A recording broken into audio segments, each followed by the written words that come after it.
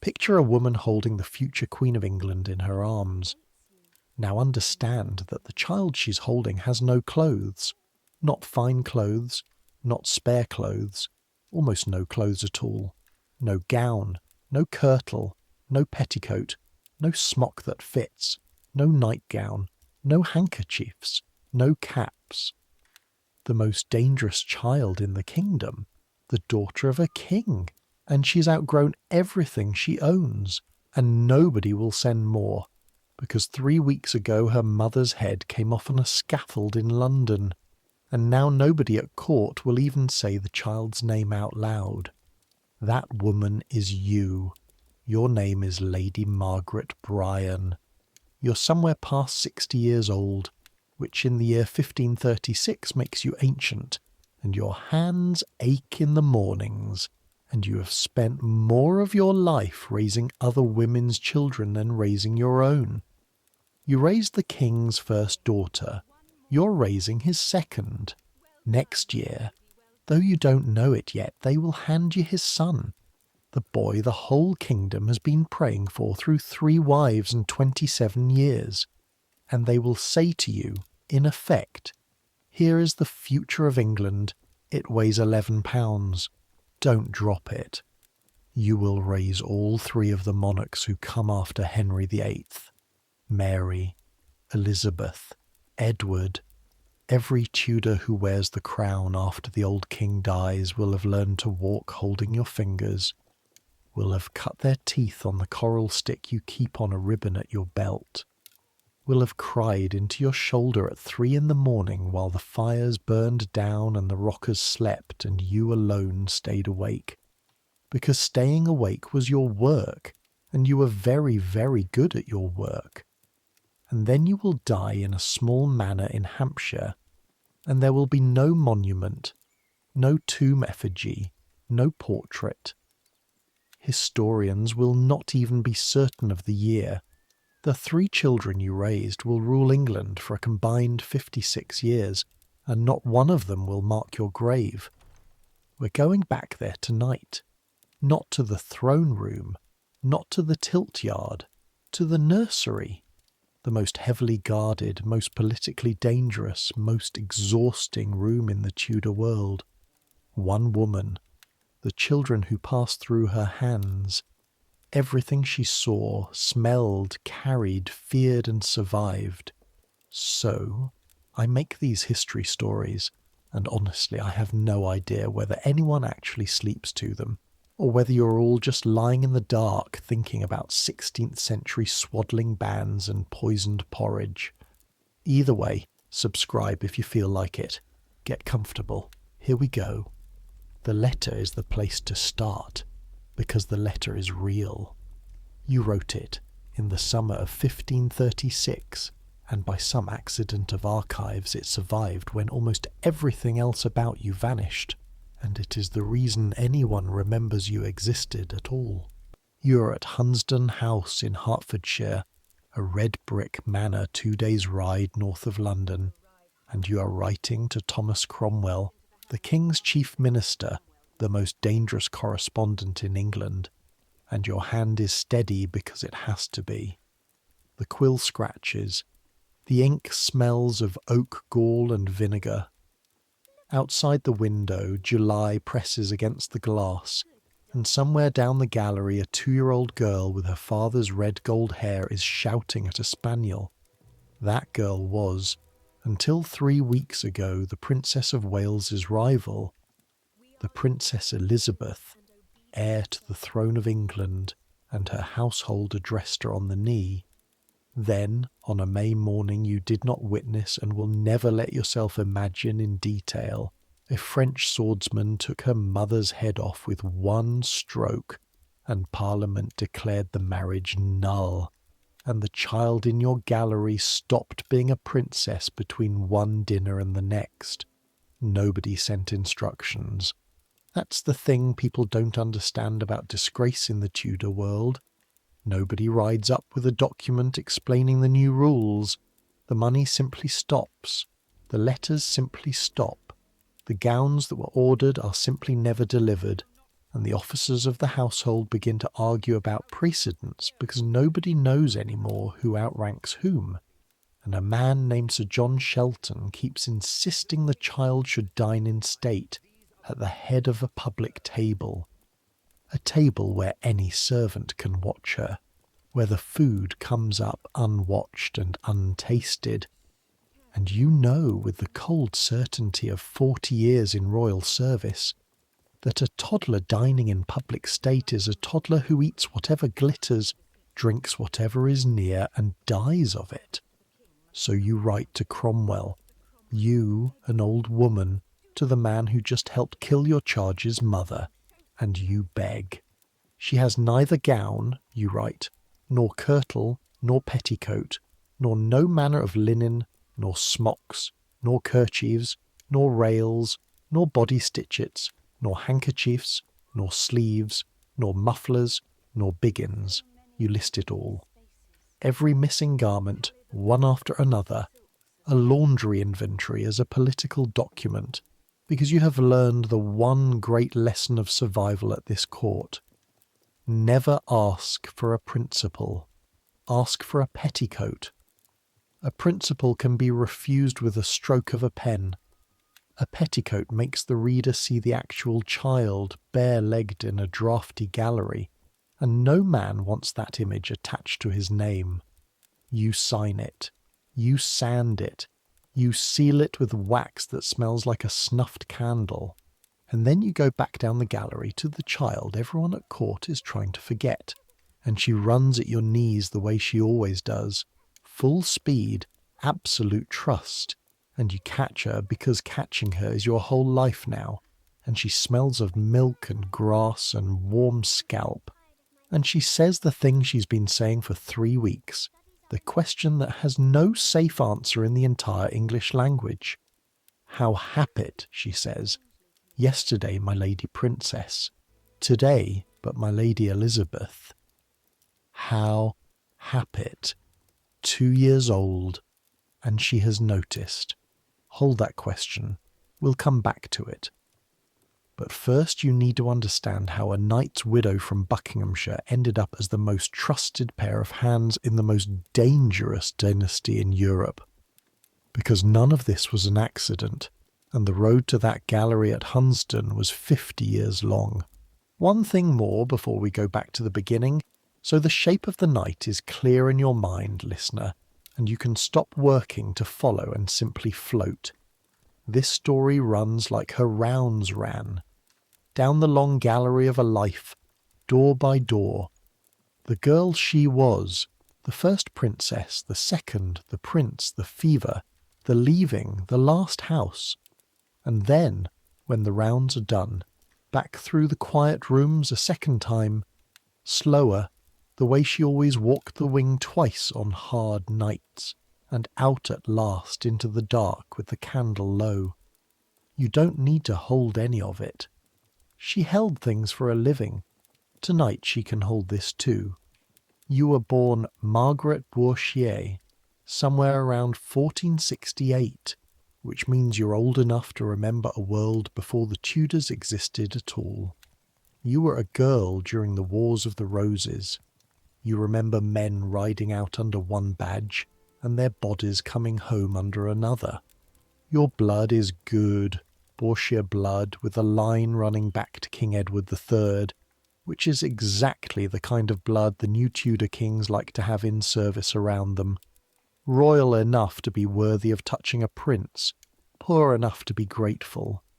Your mother, Elizabeth Tilney, served in the households of queens. You watched her do it.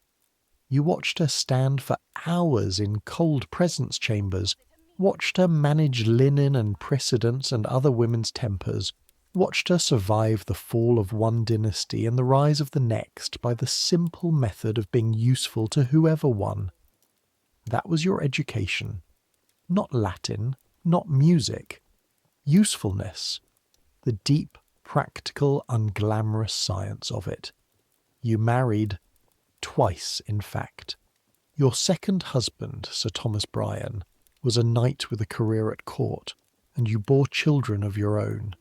your son Francis, who will grow up to be one of the king's wildest friends, a jouster and a schemer who loses an eye at the tilt and gains a nickname you'd rather not repeat in a story meant for sleep. Your daughter Elizabeth, who will marry well and glitter briefly. You raised them the way gentlewomen raised children then, which is to say partly with your own hands and partly through nurses, and you noticed, quietly, the way you noticed everything, that you were better at it than the nurses were. You knew things. You knew that a baby refusing the breast might not be sick at all, might simply be fighting a wet nurse whose milk had gone strange because she'd eaten leeks. You knew that swaddling bands wound too tight left marks like rope burns on a fat thigh, and too loose meant the child startled itself awake all night. You knew how to hold a screaming infant along your forearm, face down, its cheek in your palm, and walk the length of a gallery in a particular slow rocking stride, until the screaming softened into hiccups and the hiccups into sleep. The small body going heavy against your arm the way nothing else in the world goes heavy. You knew the smell of a healthy baby's breath, milky, faintly sweet, and the smell of a sick one's, which is different in a way you could never explain in words but could catch across a room. None of this was written down anywhere. It lived in women's hands and got passed from palm to palm, mother to daughter, mistress to nurse, and you had received it and improved it, and in a court that ran on spectacle and lies it made you something rare, a person with a skill that could not be faked. In 1516, that skill changed your life. On the 18th of February in the palace at Greenwich, Queen Catherine of Aragon was delivered of a living child. After the stillbirths, after the small prince who lived 52 days and died, after year upon year of hope carried and hope buried, a living child, a girl, which was a disappointment nobody was allowed to voice but a live, breathing, feeding pink. They christened her Mary, and somebody had to run her nursery. Not rock her. There were rockers for that, 4 of them. Women whose entire employment was the cradle. Not feed her. There was a wet nurse for that. A woman named Catherine Pole, chosen after inspection more careful than a horse fair. Somebody had to rule the whole machine, to command the nurse and the rockers and the laundresses and the grooms, to keep the accounts, to answer to the Queen, to be the single person in England whose one job was, this child stays alive. They chose you, lady mistress of the princess's household, and within a year or two the king, in his open-handed way, made you a baroness in your own right so that your rank would sit properly above everyone you commanded. Lady Bryan, mistress of the nursery of England. Understand what a royal nursery actually was, because it was not a nursery in any sense, you know. It was a security installation. It moved. Ditton, Hanworth, the Moor, following clean air the way rich men follow fashion, because everyone believed, correctly as it happens, that the crowded air of London killed children. Its food came through a chain of sworn hands. Its doors were watched. Every person allowed within arm's reach of the cradle had been vetted and vetted again, and the number of people in England permitted to actually touch the Princess Mary without ceremony could be counted on your 2 aching hands. And at the centre of it, the work itself, which was the same work it has always been since the beginning of the world, performed under protocols of terrifying weight. When Mary fed, you watched the latch of her small jaw and the working of her throat, counting swallows. When Mary slept, a rocker sat by the cradle in shifts through the night, and you woke at odd hours anyway and came down the passage in your nightgown with a candle shielded behind your hand, just to stand and listen to the small rasp of her breathing, because you had learned to trust no ears but your own. When Mary's first tooth came, a hard white grain in the front of her lower gum, you felt it before you saw it, running your fingertip along the ridge while she gnawed at your knuckle with a furious concentration of teething children everywhere. It was written to the court like military intelligence. You tasted things.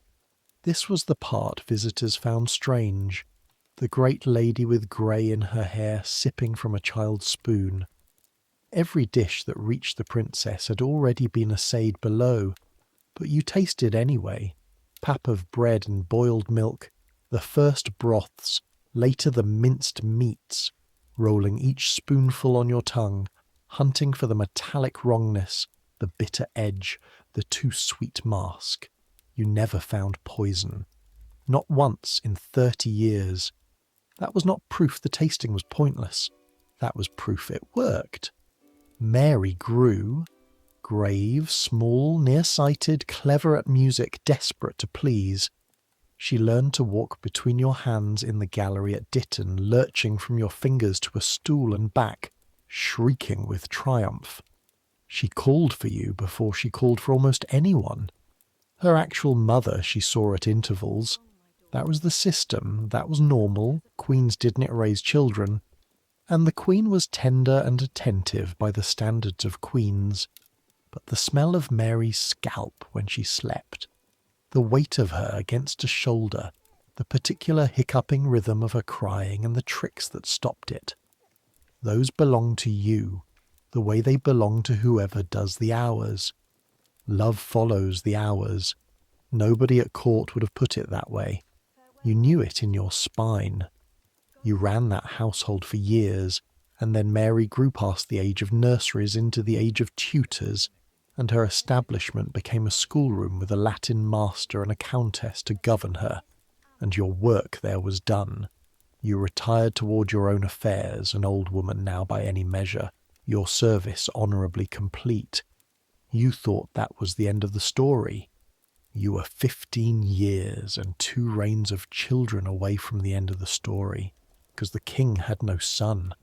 And a king with no son is a man standing in a doorway in winter, and the whole country stands in the draught with him, and everything that happens next in your life, everything, flows from that one empty cradle. You know how the next part goes, because the whole world knows how it goes. The king fell for a black-eyed girl with a long neck named Anne Boleyn, who was, and this is the part the histories skim, your step-family. Your half-sister, from your mother's second marriage, was Anne Boleyn's grandmother's kin. The court was a web of such threads, and one of them ran straight from you to the new queen. You were the great new queen's aunt in the loose Tudor way of counting aunts, which is one more reason your fortunes rose with hers, and one more reason the year 1536 will cut you the way it cuts.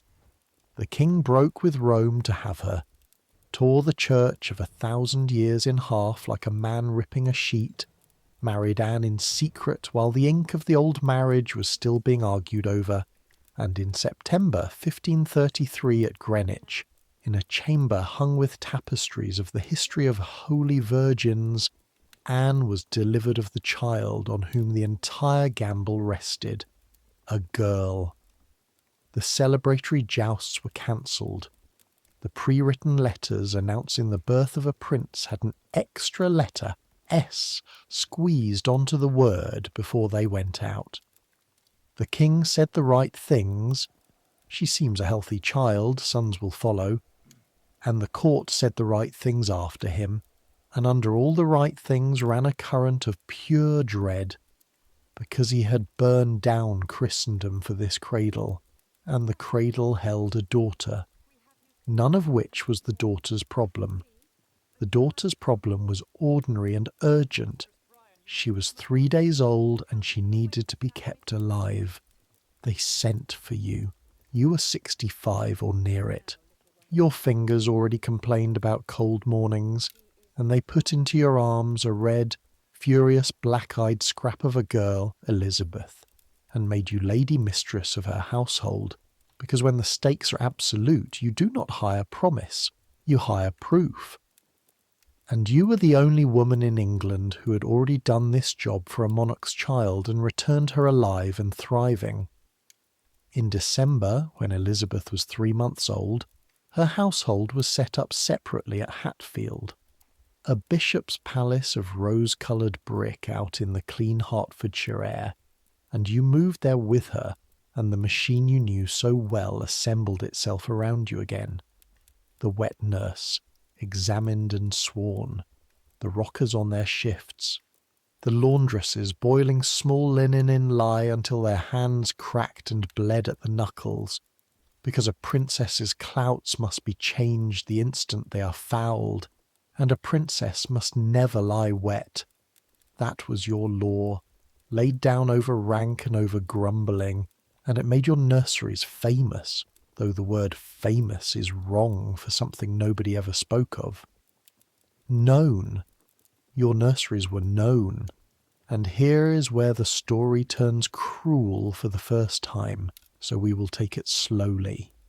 The same December that baby Elizabeth came to Hatfield in a velvet litter with an escort fit for a queen, another girl arrived at the same house, 17 years old, travel-worn, stripped of her servants, stripped of her title, ordered by her father to wait upon her infant half-sister as a mark of her own bastardy. Mary, your Mary, the girl who had learned to walk between your hands, whose first tooth you had felt with your own fingertip. She was declared illegitimate now, forbidden to be called princess, forbidden to see her mother, and she was assigned rooms in the household of the baby who had replaced her. The worst rooms, some said the worst in the house, while the baby got the state chamber and the cloth of estate. And you were the lady mistress of that household, which means the 2 children of your life were now under one roof, one of them an infant you were sworn to exalt, the other a broken 17-year-old you had raised from her first breath, and were now, by the direct will of the king, required to rank below your new charge. What did you do? The records barely say, and that silence is itself the answer, because you were far too old and far too clever to leave records. But think about what a nursery actually is. It is a place of small mercies below the sightline of politics. A warmer dish sent up without comment, a draught-free chair, a word to a laundress about whose linen gets done first, the knowledge shared by every servant in the house, because servants always know that the old lady's eye was on the Lady Mary's comfort even while her voice pronounced the required precedence of the Lady Princess. Mary was proud and shattered and impossible that winter. She refused the title arrangements, refused to yield, wept and defied and was punished. And none of that defiance ever seems to have landed on you. Through everything that came later, through decades of everything, Mary never once spoke against you. Children keep accounts. They keep them forever, in a ledger nobody else can read, and the entries are all small. Who came when I cried? Who did not? Meanwhile, the baby in the state chamber grew, and the machine ran, and you ran the machine. Listen to the actual texture of it, because this is the part no chronicle bothers with. The hours. A winter morning at Hatfield before dawn, the year 1534. You are awake first, as always. Age has thinned your sleep to a membrane. The house is iron cold. You dress by a single candle. You can dress in the dark, your hands know the laces, and you go down the long gallery toward the nursery wing, and the rushes hiss under your shoes, and your breath hangs in the candlelight like smoke. At the nursery door you stop and listen before you enter. Always. The ear tells you more through a door than the eye tells you through it open. because the room performs the moment you appear. Through the oak you hear the creak knock of the cradle rocker, steady, unhurried, good. The small wet rhythm of a baby sucking her fist, good. No cough, no thin high note of fever crying, which is a sound like no other sound, and which you can detect at the far end of a sleeping house the way a fisherman feels weather. You go in. Warmth hits your face, thick with the smells of the trade, wood smoke, tallow, boiled milk, the sweetish edge of the clout bucket waiting to go down to the laundry, and under it all the smell of the child herself, which is the smell you are actually checking. You lean over the great cradle, oak, gilded, absurd, a state bed for a person who cannot yet roll over, and you put your face down close to hers and breathe in. Milk and warmth, nothing sour, nothing metallic. Her small breath beats against your cheek, fast the way baby's breath is fast and even. You lay 2 fingers against her neck below the ear, lighter than a coin, cool, warm, no burn. Only then does the day begin. The wet nurse comes to the chair by the fire and you watch the feed.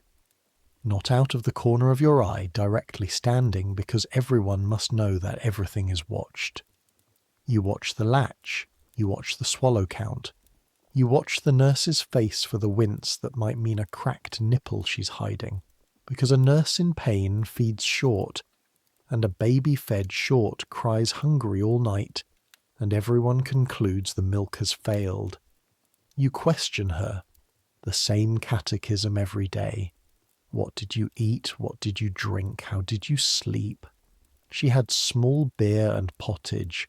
No onions, no garlic, no strong herbs.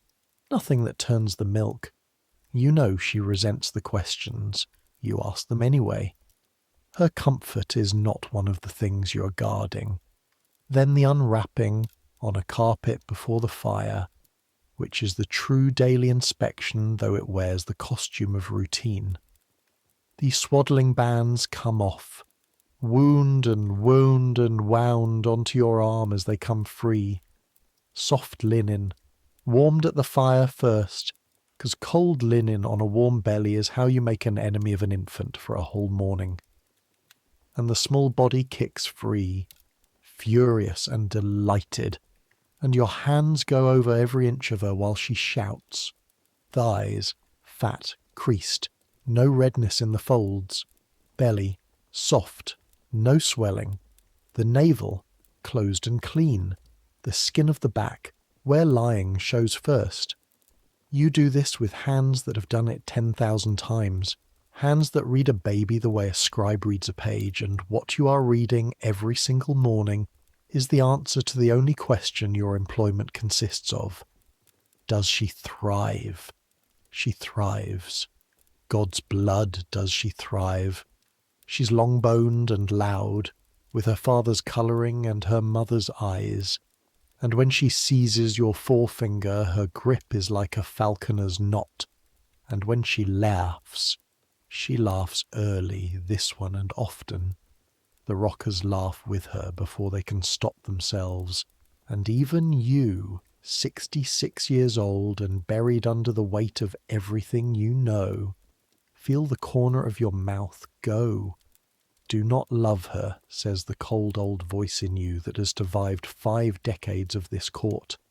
You have buried too many and mourned too many, and this one's mother has enemies like a dog has fleas. You love her anyway. Love follows the hours. There was never anything you could do about that, and you stopped pretending otherwise around the time your hair went grey. And feel, before we move on, what your own body paid for those Hatfield years, because the work was made of body and the histories never say so. Your knees on stone chapel floors and nursery carpets, 20 times a day down and up, until down and up became its own small mountain climbed hourly. Your back curved over cradle rails at exactly the wrong height. For a tall woman, Cradle rails are always at the wrong height. Ask anyone who has served them, so that you finished every evening with a bar of ache set across you like a yoke.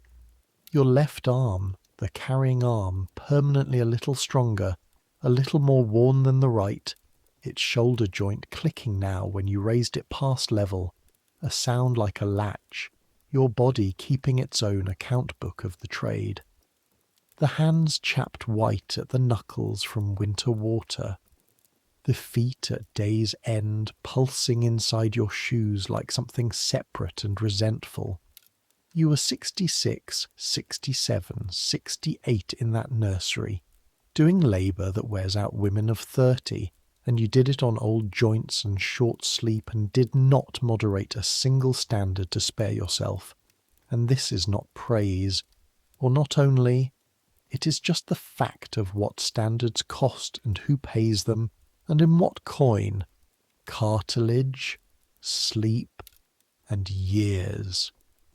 The visits were the strangest part, and you need to feel how strange, because everything about them was upside down. When the Queen came to see her daughter, and Anne came, and more than the histories admit, sweeping into Hatfield or Eltham with her ladies and her musicians and her nerves, the visit ran on your ground. That is the secret architecture of a royal nursery. Within its walls, the lady mistress outranks the natural order. The Queen of England had to be told by you, in the softened grammar of court speech, but told none the less, whether the child could be woken, whether the child could be taken up, whether the visit must end because the child was due her feed. And Anne, brilliant, brittle Anne, who could face down ambassadors and archbishops, deferred in that room, because she was no fool, and she knew that the small red-headed proof of her entire gamble lived or died by your judgment, not hers. You watched her hold the baby. You remember the way she held her, a little stiffly, a little hungrily, a woman conscious of eyes even when the only eyes were yours. Whatever else Anne Boleyn was, and you had your thoughts and kept them where you kept everything, she wanted that child, wanted her visibly, awkwardly, in a way that broke the queenly surface. There was a scheme at one point, seriously argued, for Anne to nurse the child herself. Unheard of, scandalous, queens do not nurse. And it was talked out of her, and you saw her face while it was talked out of her. Remember that face. It has less than 3 years left. And the king. When the king came, the whole house turned over like a ship. Henry in the mid-1530s was still the great golden animal of Europe, 6'2" in an age of small men, and he would come up the gallery with his rolling athlete's walk and the floorboards themselves announcing him, and he would take his daughter up in his enormous hands. You standing close, weight on the balls of your feet, because kings drop babies exactly as often as other men, and are the only men in the realm you cannot lunge at. And he would carry her to the window and show her to the light, and show her off to whoever attended him. This ambassador, that bishop. Look at her, he'd say, in that high voice that always surprised people coming out of that huge chest. Look at the spirit in her. He tossed her once, actually tossed her, a hand's breadth of empty air between his palms and his hair, and she came down shrieking with joy, and you stood there with your face arranged in pleasant approval, while your heart tried to climb out through your ribs. That is the job. That was always the job. Everything you guard, someone above you is entitled to endanger, and your entire art is the management of dangers you are forbidden to name. You had help, of course. No one does this alone. And here the story hands you a companion, so let us stand for all the nameless girls of all your nurseries. A rocker called Alice, 16, a yeoman's daughter out of the villages near Hatfield, hired for strong arms and a clean family and no followers. Rockers were the bottom of the nursery ladder. Their work was exactly what the name says, shifts at the cradle day and night, the creak knock that is the heartbeat of the whole wing, and most of them did their year or two and married and vanished from history entire. Alice was different only in that she watched. You'd catch her at it, watching your hands while you tested the heat of a posset against the inside of your wrist, watching the way you laid a cloth over your shoulder before taking the baby up, watching you sniff at linen that looked perfectly clean, and once she asked, red-faced at her own boldness, "My lady, how do you know what the linen tells you?" And because you were old, and because the knowledge in your hands had come from your mother's hands, and had to go somewhere before it went into the ground with you, you told her. You taught her the wrist test and the swallow count. You taught her that a baby who suddenly hates lying down has an ear troubling her, that the cry of hunger climbs and the cry of pain stabs and the cry of fever whines like wind under a door, and the third one is the one you get out of bed for. You taught her the rule your own mother gave you in another century under another dynasty. The child is never wrong. The child cannot lie yet. If what the child says with her body disagrees with what any adult in the room says with his mouth, believe the body. Alice drank it in the way the young drink when they've discovered work can be mastery. Keep her in mind. Threads laid down early are threads we pull later. You taught me that too, in a way.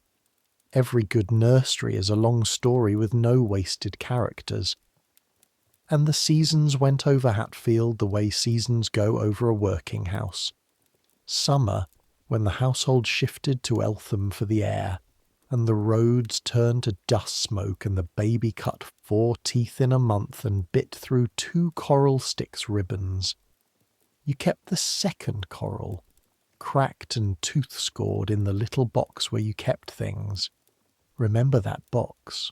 Autumn, the apple smell in the storerooms, the first fires, the yearly war with damp.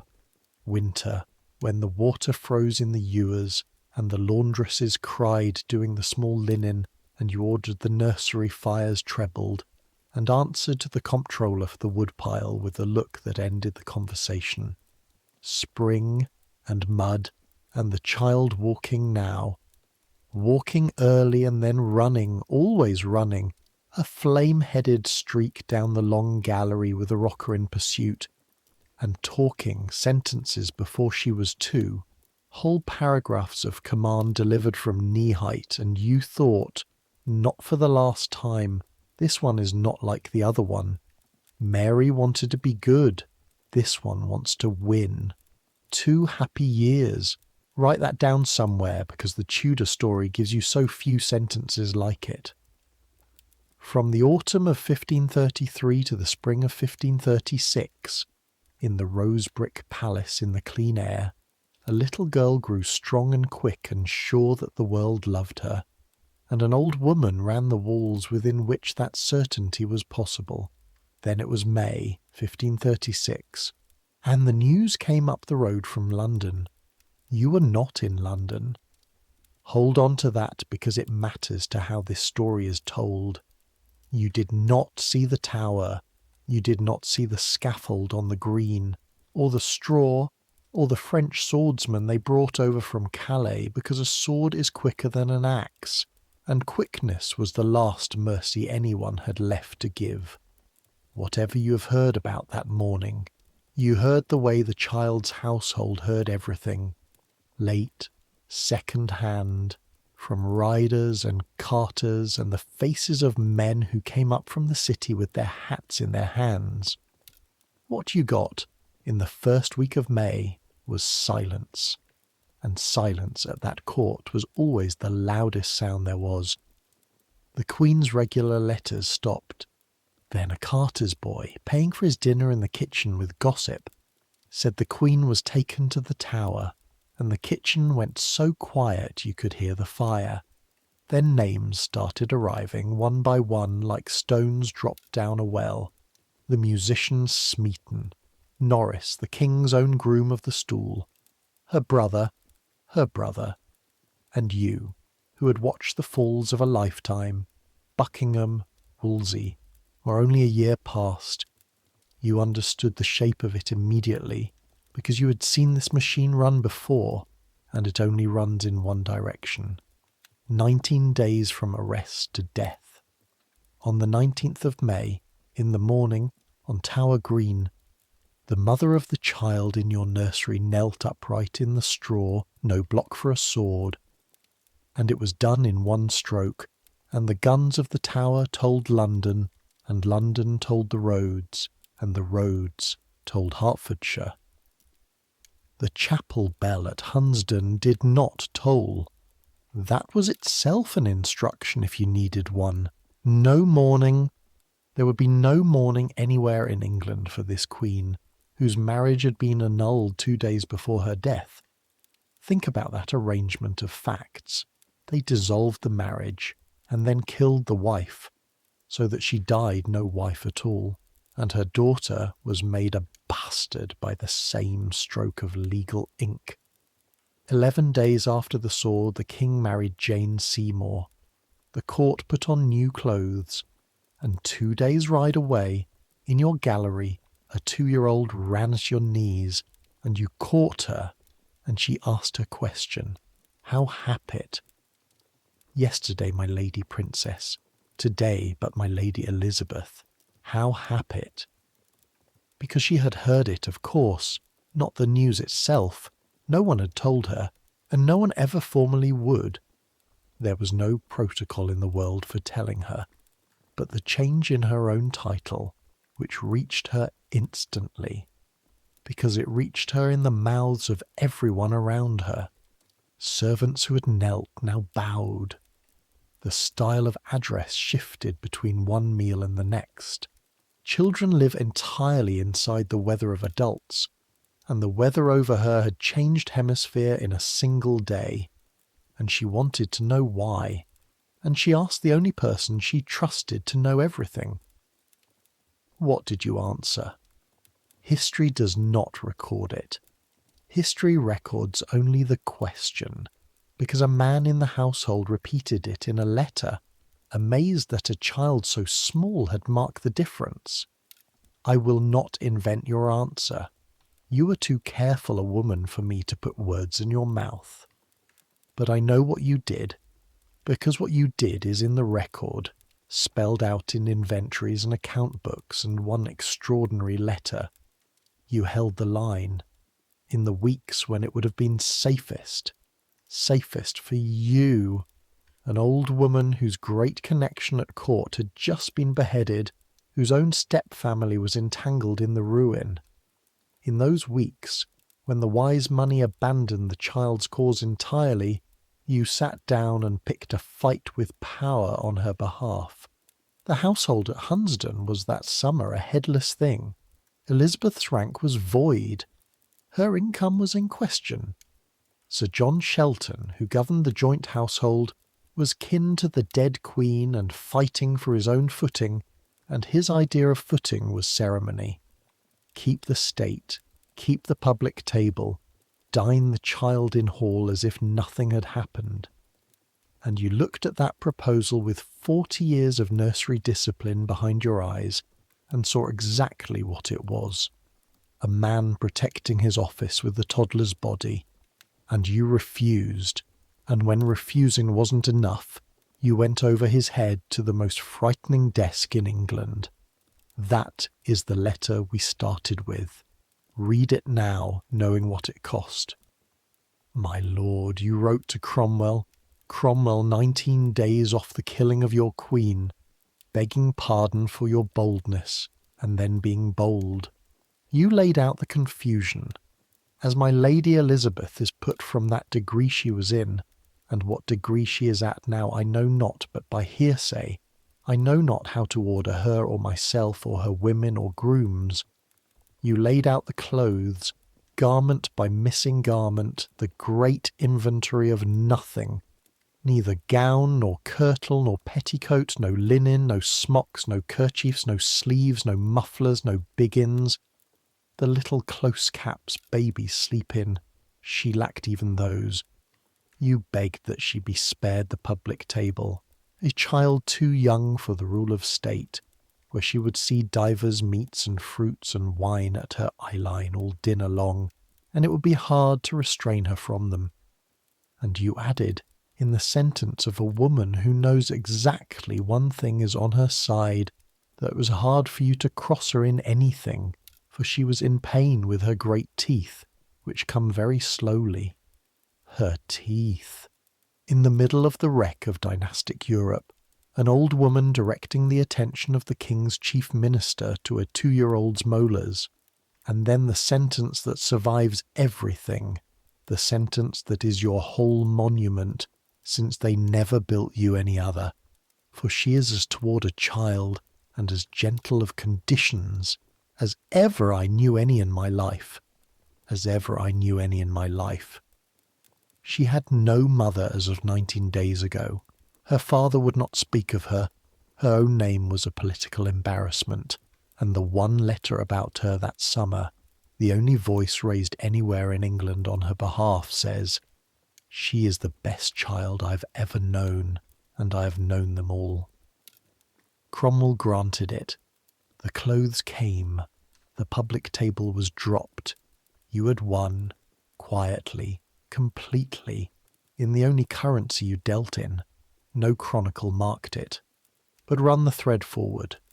The child in that draughty gallery, bastardized, wardrobeless, politically radioactive, grew up alive, healthy, and sure at some level below memory that the ground held when everything above it fell. She would need that certainty. She would spend a lifetime needing it. Some of it.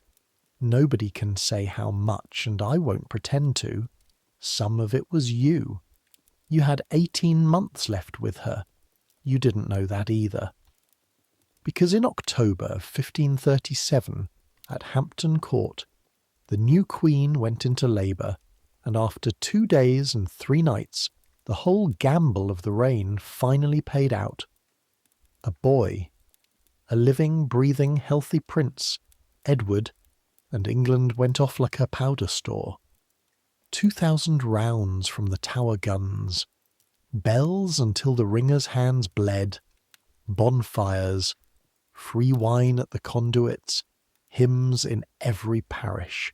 9 days later, Queen Jane was dead of childbed fever, and the joy and the mourning ran through the court in the same week, in the same corridors, and the king had what he had broken the world to get, and the boy had no mother.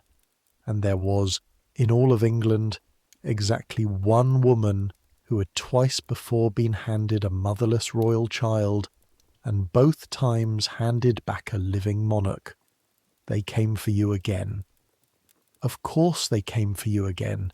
You were 69 years old. Leaving Elizabeth was the price, and nobody asked you whether you would pay it.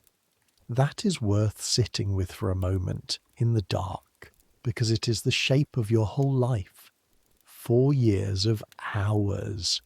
The grip on your forefinger, the flame-headed streak down the gallery, the question at your knees, and then a warrant, and a wagon. And the lady mistress of the Lady Elizabeth's household became the lady mistress of the prince's, and the little girl you had held through the worst summer of her life watched you go the way children watch such things, from a window probably, with her nurse Blanche and the new mistress Cat Champernowne beside her. Both good women, you had seen to that. You did not leave her to chance, but you left her. Everyone left her. It became the one dependable law of her existence, and later, when a grown Queen Elizabeth clung to her servants for decades and could not bear a single lady to leave her service, the wise men of her court found it strange. You would not have found it strange. The prince's household was everything Elizabeth had ceased to be, and more than Mary's had ever been. Understand the scale, because the scale was itself the message. This was the only male heir of a king on his 3rd dead or discarded wife, a 50-year-old man with a bad leg, one boy's heartbeat between England and civil war, and everyone remembered civil war. You personally remembered it, which few at that court still could. So the nursery was built like a citadel and run like a religion. The king's own hand shaped the regulations, everything coming to the prince: bread, milk, meat, water, assayed, sworn, watched. His clothes washed by named and sworn hands, dried before his own fires where no stranger could come at them, tested against his skin's tenderness. New liveries for anyone entering service scrubbed clean before they crossed the threshold. The walls and floors of his rooms washed down daily with soap, scrubbed on knees by women whose knuckles cracked and bled with the lie of it, so that the very boards under the cradle were purer than a duke's dinner table. No person who had been near London in plague season admitted at all. London, that reservoir of sweats and poxes, was treated as enemy country. Beggars whipped back from the gates. Even the great were filtered. Below a fixed rank no man came near the cradle, whatever his errand. And through the middle of this fortress 20-odd hours a day ran the old ordinary work, and the old ordinary work answered to you. Mistress of the nursery to Prince Edward, with the wet nurse Mother Jack below you at the breastwork, and Sybil Penn in time to come, and the rockers on their shifts, and the dry nurse Craft in between. The swaddling, the airing, the fires, the linen, the endless reading of the small body. A prince's thigh-fold chafes exactly like a bastard's. A prince's ear-pain stabs on the same note. The work does not know what it is holding. Only you knew, all day, every day, with a weight that sat on the back of your neck like a hand, 11 pounds, then 14, then 20, of absolute monarchy in a woolen cap. And if a draught took him, or a bad peach, or one of the 10,000 fevers that carried off half the children of that world before their 7th year, if he died, England burned. You had watched a succession fail slowly for 20 years. You did not need anyone to explain the arithmetic. He was, God be thanked, a strong baby, round, fair, solemn, with a fat man's dignity in miniature. And you wrote of him. These letters survive too, and they are the happiest paper you ever produced. You wrote to Cromwell that his grace was in good health and merry. You wrote, and 8 lifetimes of court caution could not keep the doting out of the ink. Would to God the king and your lordship had seen him last night. The minstrels played, and his grace danced and played so wantonly that he could not stand still. A baby bouncing himself silly to a minstrel's pipe in his nurse's arms, and an old woman writing it up for the government, glowing. You reported his teeth as they came, one by one. His grace hath 4 teeth, 3 full out, and the 4th appearing. The same bulletins you had once sent about Mary, about Elizabeth, the same white grains under the same fingertip, a 3rd dynasty of gums. The teeth were no small matter, and here you must feel the fear in your hands, not just know it. Teething in your world, killed. Every wise woman and every physician agreed that the cutting of teeth was a mortal passage. Fevers rode in with the teeth, flux rode in with the teeth, and whether the teeth truly caused what the summer diseases did alongside them, the terror was earned by bodies. When Edward's great teeth worked their way down, he burned and screamed and refused food like every teething child since Eden, and every burn and every refusal had to be judged, at your age, with your eyes, at 2 a.m. Is this the teeth, or is this the other thing? You dosed nothing without weighing it. You rubbed the swollen gums with your own washed finger, feeling the tooth's hard edge under the hot flesh, the small body arched and roaring against your chest. his cry stabbing your left ear a range of 4 inches, while you walked him down the long gallery at Havering or Hunsdon or Hampton Court, tapestries breathing on the walls, 1 candle, the rocker Alice. Yes, Alice. You had brought her with you. Mastery follows the master, trailing behind with the warmed cloths. The air of England slept at last against your shoulder, sweat damp, 1 fist wound into the fur of your collar, and you stood absolutely still in the middle of the dark palace, because you had learned 60 years ago that you do not put them down at the first sleep. You wait for the second heaviness, the true one, and while you waited, you did the accounting you always did. 3 of them now. 3 children of this king raised on this same shoulder, and you thought, you must have thought, standing in the dark, the fire settling, the future of the realm drooling gently into your collar, of the strangeness of your life, that the most dangerous family in Christendom, a family that devoured wives and ministers and its own blood, trusted exactly 1 thing all the way through, an old woman's hands, and the years turned. He walked, you have the letter of it. He talked, solemn, exact, early. His sisters came to visit. Mary, 21 now, grave and kind, who stood godmother at his christening and loved him without complication, and Elizabeth, 4 years old, who had carried the chrism cloth at that same christening in Lady Hertford's arms, and who arrived at the joint households afterward like weather, and who would find you there. What those reunions were, the record does not say. A 4-year-old does not forget the person of her first 4 years. Whatever she called you, however the new order of her life had rearranged itself around Cat Champernowne, there was a corridor at Hunsdon or Hertford where a red-headed girl and an old woman met again, and I will leave the 2 of you that corridor in privacy because you earned it, and because some things belong to the people they happen to. Before that autumn, give yourself 1 more stretch of the good road, because you earned it, and the listeners are drowsy, and the good road is what drowsy hours are made of. The seasons of the prince's early years, turning over the joined households like a slow wheel. Spring was mud and physic, the roads softening so that the supply carts came in cake to the axles, and the courtyard rang with scraping.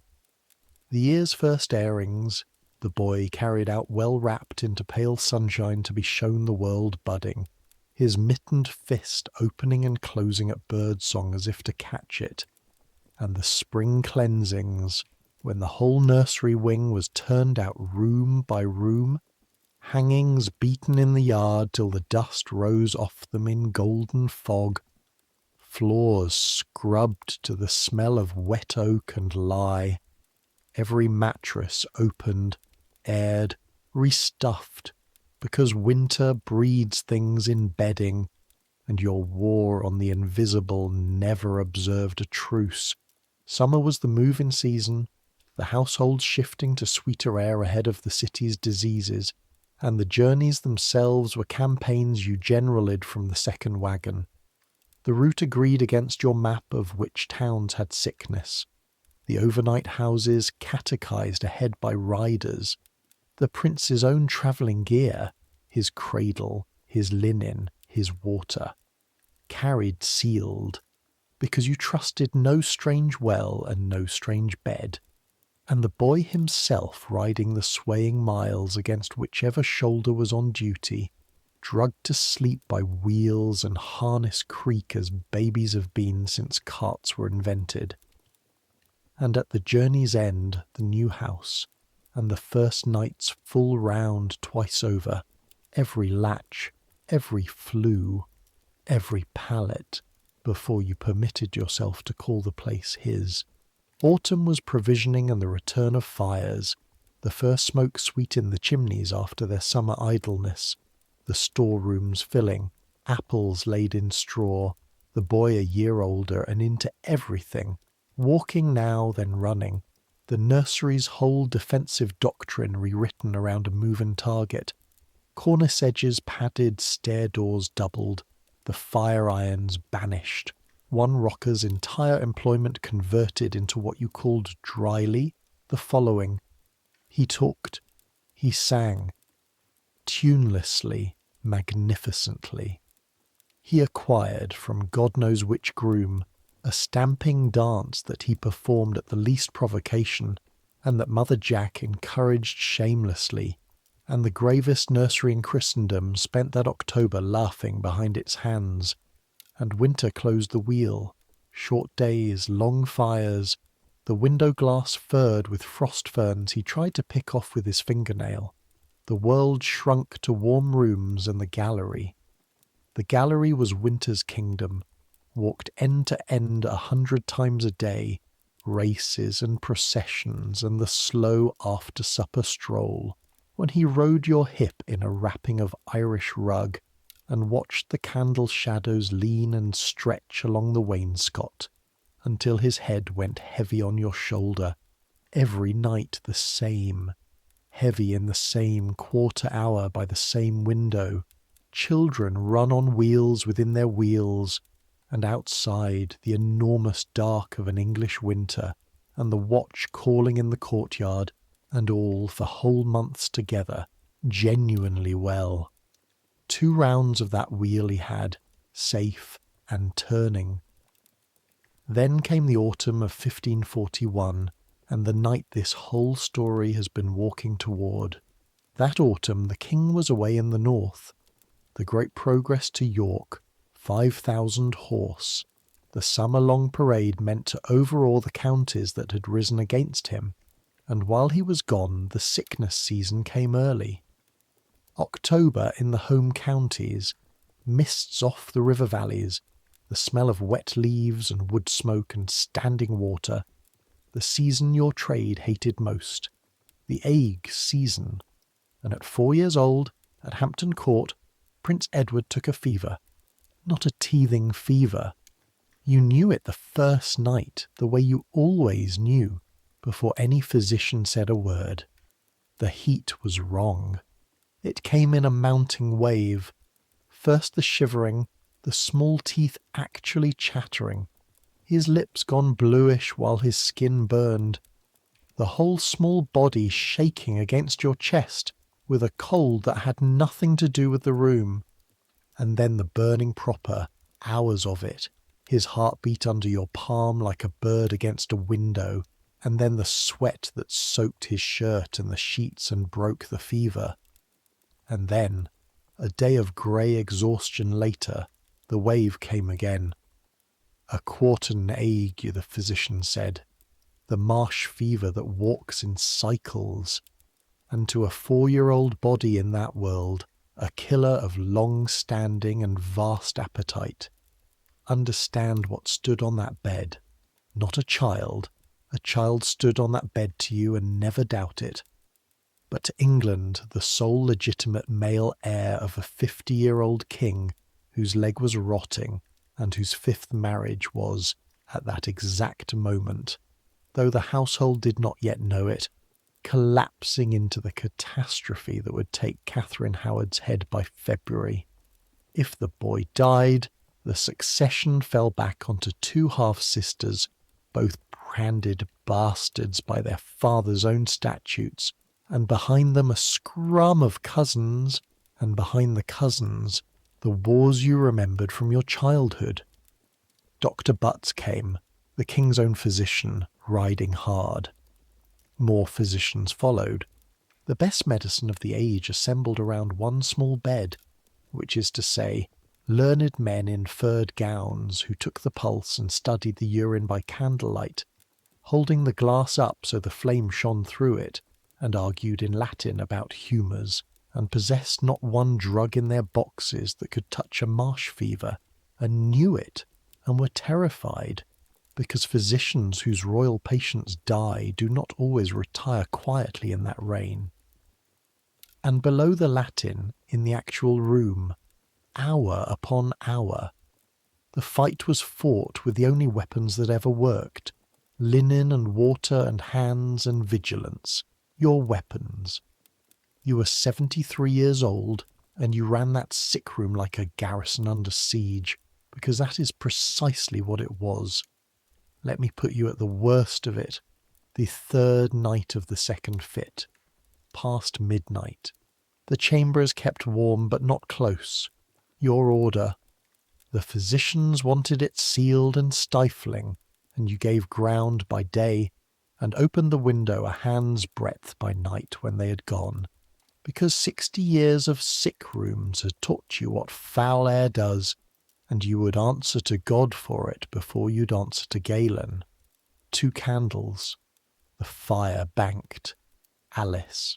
21 now, a rocker no longer, your right hand, kneels at the hearth wringing cloths in a basin, and the only sounds in the room are the fire, the drip of wrung linen and the breathing from the bed. The breathing is what you're listening to. You have not properly slept in 3 days. You doze upright in the chair by the bed head in fragments of a quarter hour. And each time the surfacing thought is the same, arriving before you're even awake. Count the breaths. 2 fast and shallow, with a small catch at the top of each one. You know that catch. You have heard it beside how many cradles in how many houses across half a century, and you know exactly what it is. The sound of a small body spending more than it has. His face in the candlelight is wrong. The roundness has burned off it in 10 days.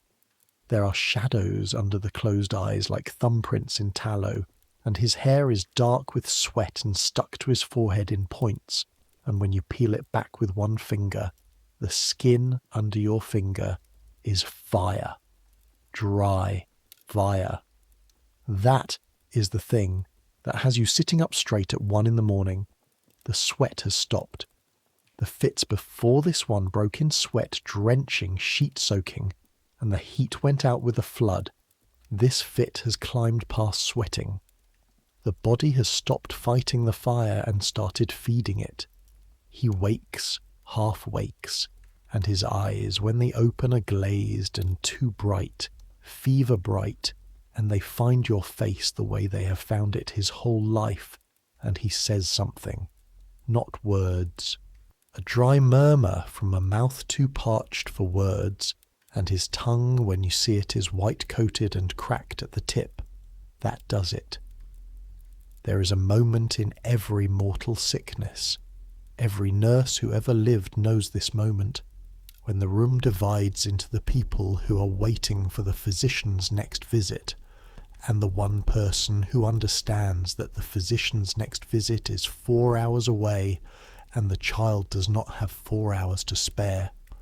You stand up out of the chair, and your knees fire off their protest, and you ignore them, and you become, for the next span of hours, not an old woman at all. Water first, boiled and cooled from the covered jug that only sworn hands have touched, even now, even tonight, especially tonight. The assay discipline holds, because a prince who dies of poison during a fever was poisoned as far as the axe is concerned, and every soul in this room would follow him. You cannot pour water into a half-conscious child. He will choke, and choking is its own death. So you do it the old way, the way your mother did it, the way you taught Alice in her first year. A twist of clean linen dipped and laid against his lips, and squeezed drop by drop at the corner of his mouth, and you watch the throat. The swallow, weak but there. You wet the rag again. Again. It is the slowest work in the world. Water by the spoonful of drops into the air of England, your hand steady at his jaw, feeling the furnace coming off him against your palm, and you keep at it without stopping while you issue orders in the low, sick-room voice that carries no alarm and permits no delay. The cloths, you tell Alice, not cold. The physicians would have apoplexy, cold on a fever, and for once you half agree. Shocked small bodies convulse, cool, wrung hard, brow, throat, wrists, the places the blood runs shallow. Change them the moment they take his heat, which is fast. The first cloth is warm as fresh bread within 100 breaths. Alice works the basin in a steady rhythm, ring and lay and lift, ring and lay and lift, and the room settles into its labour. Drip, fire crack, the too fast breathing, the small wet sounds of the trade. You send the groom of the chamber, awake and useless by the door, wringing his hands, to wake the apothecary's man for fresh barley water with a little honey, and to rouse one physician, the young one, the one who listens. And while all this moves, you do the thing that no instruction ever contained, the thing that is simply what you are. You get your arm under the boy's shoulders and gather him half upright against you, pillows and all, because a burning child breathes better raised, and because the true reason, the reason under the reason, a burning child fights better held. Every one of them. Prince or ploughman's daughter, the body that is held, stops spending itself on fear and spends itself on living. You learned that before the king was born. And so the future Edward VI of England rides out the peak of the fever that could have ended the Tudor line propped against the chest of a 73-year-old woman, her heartbeat slow and enormous under his racing one, her voice going on and on just under the level of speech. Nothing, nonsense, the sing-song river of sound you have poured over 3 reigns of children. Hush now, here we are, while the drops of water go in one linen twist at a time, and the cloths turn and turn, and the candles burn down and are changed, and the night crawls and you refuse it. That is the whole of your art at its final distillation, the entire 50 years brought down to one clenched syllable. No, not this child, not tonight. You have buried whom you have buried and grieved what you have grieved, and tonight the answer is no. Somewhere past 3 Alice, laying a fresh cloth along his throat, goes still. My lady, you feel it in the same heartbeat under your hand, the skin of his chest dry as paper for a night and a day there at the breastbone, damp, then his back against your arm, damp, then truly wet, the sweat coming like weather breaking, soaking his shirt, soaking your sleeve, the sheets, everything. And you could weep at the flood of it, you who have not wept in front of another living soul since the old king's reign, because sweat is the fever going out. The fire is paying its bill and leaving. By the time the young physician arrives with his glass and his gravity, the Prince of Wales is asleep. Real sleep, the second heaviness, the true one. Soaked, limp, breathing slow, his fist wound into the fur of your collar in exactly the grip his sister had at that age. And the physician looks at the bed and looks at you. And being young and honest and not yet fully ruined by his profession, says nothing at all and bows. They will write afterward that the prince recovered from a quartan fever in the autumn of 1541, and Dr. Butts will be thanked, and God will be thanked, and the king, riding home from the north into the ruin of his 5th marriage, will be told his son is safe. Your name will appear in none of it. You held the succession of England in your 2 arms through the pit of an October night, and the record keeps the physicians' names. You would not have expected otherwise. You would, and this is the thing about you I keep circling back to in the dark, you would not even have minded. The child lived. In the ledger you kept, the only ledger you ever kept, that is the whole entry. The days after a broken fever have a texture all their own, and you had lived enough of them to savour this one properly. The sick-room smell airing out of the hangings, that thick, sweetish, slept-in smell of illness that gets into wool and has to be beaten out of it in the courtyard. The first real meal kept down, barley pap, then bread in warm milk, then, on the fourth day, a scraped apple, which he ate with such frowning 4-year-old concentration that Alice had to leave the room to laugh. The colour crawling back into his face by degrees like tide over mud flats. The first time he stood, holding the bedpost, furious at his own wobbling legs. The first time he laughed, at the spaniel, at nothing, and the whole chamber staff exhaled together. One breath, 6 people, because a laughing child is a child whose body has stopped budgeting, and you slept. For the first time in a fortnight, you slept the night through, in your own bed, and woke with your hands so stiff they would not close around the comb, and lay there working the fingers open and shut in the grey light, one joint at a time, taking inventory of yourself the way you took inventory of everything. 73, the knees going, the left hip speaking up on stairs, the eyes still good, thank God, and the ears better than good. The ears were the last thing your trade would surrender. You could still hear a change breath through an oak door.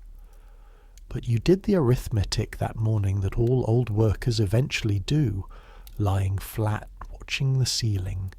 The next fever like that one will need a woman who can stand for 3 nights. You stood the 3 nights. You will not always. You told no one. There was nothing yet to tell, but a date had been set somewhere inside you, unwritten, the way you set all your important dates, and the years that followed have, in your memory of them, the particular sweetness of things already being counted. They were strange years to be sweet, God knows, because beyond the nursery walls the rain was curdling. That same winter the axe came down again. Catherine Howard, the girl queen, taken at Hampton Court itself, from rooms a few galleries away from the prince's, and executed in February on the same green as her cousin Anne.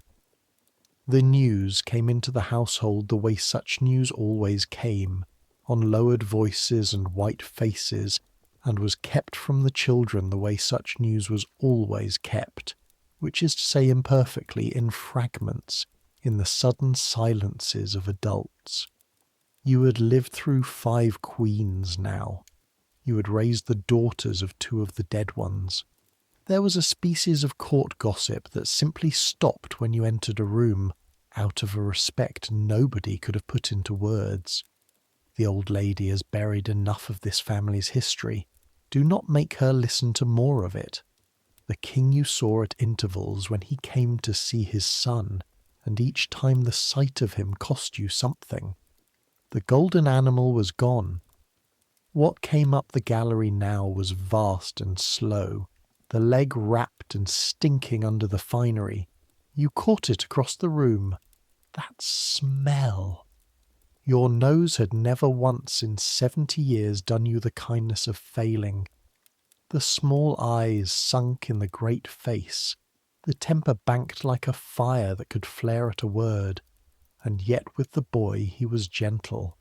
He would sit because standing cost him, and have Edward stand at his knee and answer questioned, his letters, his French words, his catechism. And the boy answered gravely and well, and the king's hand, that hand, would come down on the small shoulder with a tenderness that reordered the whole room. You watched from your place by the wall. You had watched him toss this boy's sister toward a window's light 9 years ago. You were the only person present who had seen every act of this play.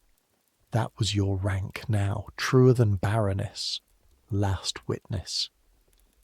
There was one more good summer to come, and it gave you the scene I want to leave lit in your memory when everything else in this story has gone dark, so take it slowly. The summer of 1543, or the one after. The old woman who remembered it for us was never sure, and I will be honest with you as she was. The households were together in the country, and there was an afternoon on the leads. The flat walkway along the roof line, up the little turret stair, where the laundresses dried small linen on fair days, and where you went, when your hip allowed, because you had climbed to high places to breathe all your life and were too old to stop. And that afternoon you took the children up with you. All the operative words in that sentence are quietly enormous. The Prince, 5, going on 6, out of bounds and thrilled about it. The Lady Elizabeth, 9, sharp as a new pin, visiting with her household. Alice behind, carrying the Prince's coat and pretending this outing had official sanction, which it did not. It had your sanction, which within these walls came to the same thing.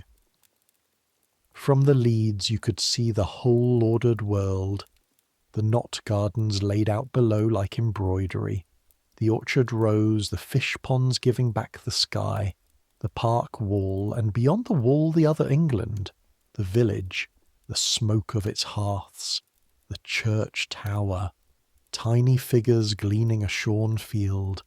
The wind up there smelled of hay and distance. The children stood at the parapet, your hand hovering an inch behind each collar, 60 years of reflex, and Elizabeth pointed out everything to her brother, naming it, because naming things was already her way of owning them, and the boy listened to her the way he listened to no one else his size. And Elizabeth turned. You told Alice about this later, and Alice told it forward, which is the only reason a made-up storyteller like me can pretend to know it. Elizabeth turned and looked at you with those eyes that were her mother's eyes in her father's face, and said, "You had the keeping of me once, my lady, before Edward. Cat says so." "I had," you said. "Was I good?" said the future Queen of England, 9 years old, on a roof into the wind. And you, who kept your own counsel through 5 queens and 2 cardinals and the fall of the monasteries, answered her with the sentence you had already written to the government of England 7 years before, and meant now exactly as much. As toward a child, and as gentle of conditions as ever I knew any in my life. She looked at you for a long moment, the way she looked at things she was deciding whether to believe. Then she nodded, one small nod, like a coin going into a strong box, and turned back to the view. Children keep accounts. They keep them forever. That is the picture. 2 children who will rule England for half a century between them, standing at a parapet in the summer wind, and behind them, close enough to catch her collar, an old woman nobody will remember. Keep it. We go down the turret stair now, and the story starts to end. The end of a nursery is a fixed law, and you had lived it twice already, so you saw it coming down the road for years before it arrived. Royal boys were raised among women until 6 or so, and then they were not. The phrase the court used was exact and pitiless. The prince was to be taken out of the hands of the women and delivered to the men. In 1544 it happened. Dr. Richard Cox came, and Master John Cheek after him. Brilliant men, the best scholars in England, and decent ones too, as it fell out. And the household turned over like a field under the plough. Tutors where nurses had been. Latin where lullabies had been. A schoolroom with a whipping boy where a nursery had stood. Henchmen and masters of henchmen. The whole male machinery of making a king closing around the small solemn boy like a harness being buckled on strap by strap forever. There was a last ordinary morning. There always is. The enormous days of a life mostly disguise themselves as ordinary mornings. His shirt over his head, his hair combed. He complained about the comb. He always complained about the comb. It was one of the last baby things left in him, and you privately treasured it. And his hand in yours down the gallery to where the men waited. And you gave the Prince of Wales into the keeping of his tutors with a curtsy your hip made you pay for, and the door of the schoolroom closed, and the sound it made was quiet and complete, and 50 years of your life were on the other side of it. Nobody dismisses such a woman with a word. The machine is kinder and slower than that. You remained about the household a while, mistress of less and less, honoured and increasingly ornamental, and you knew the shape of that too and did not resent it, because the alternative to becoming ornamental was the thing you had spent your whole career preventing. Children who needed you, and no you, to be had. There were no more children. The king's 6th marriage to Catherine Parr, a good woman.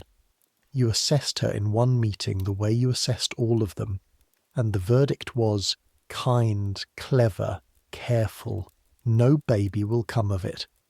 Brought the 3 children together under one family roof at last, Mary and Elizabeth and Edward, all restored to the succession by statute in 1544, all of it done gently and well. Your 3, gathered finally in the last light of their terrible father, and none of it needing you any more. So, sometime around 1546 you left.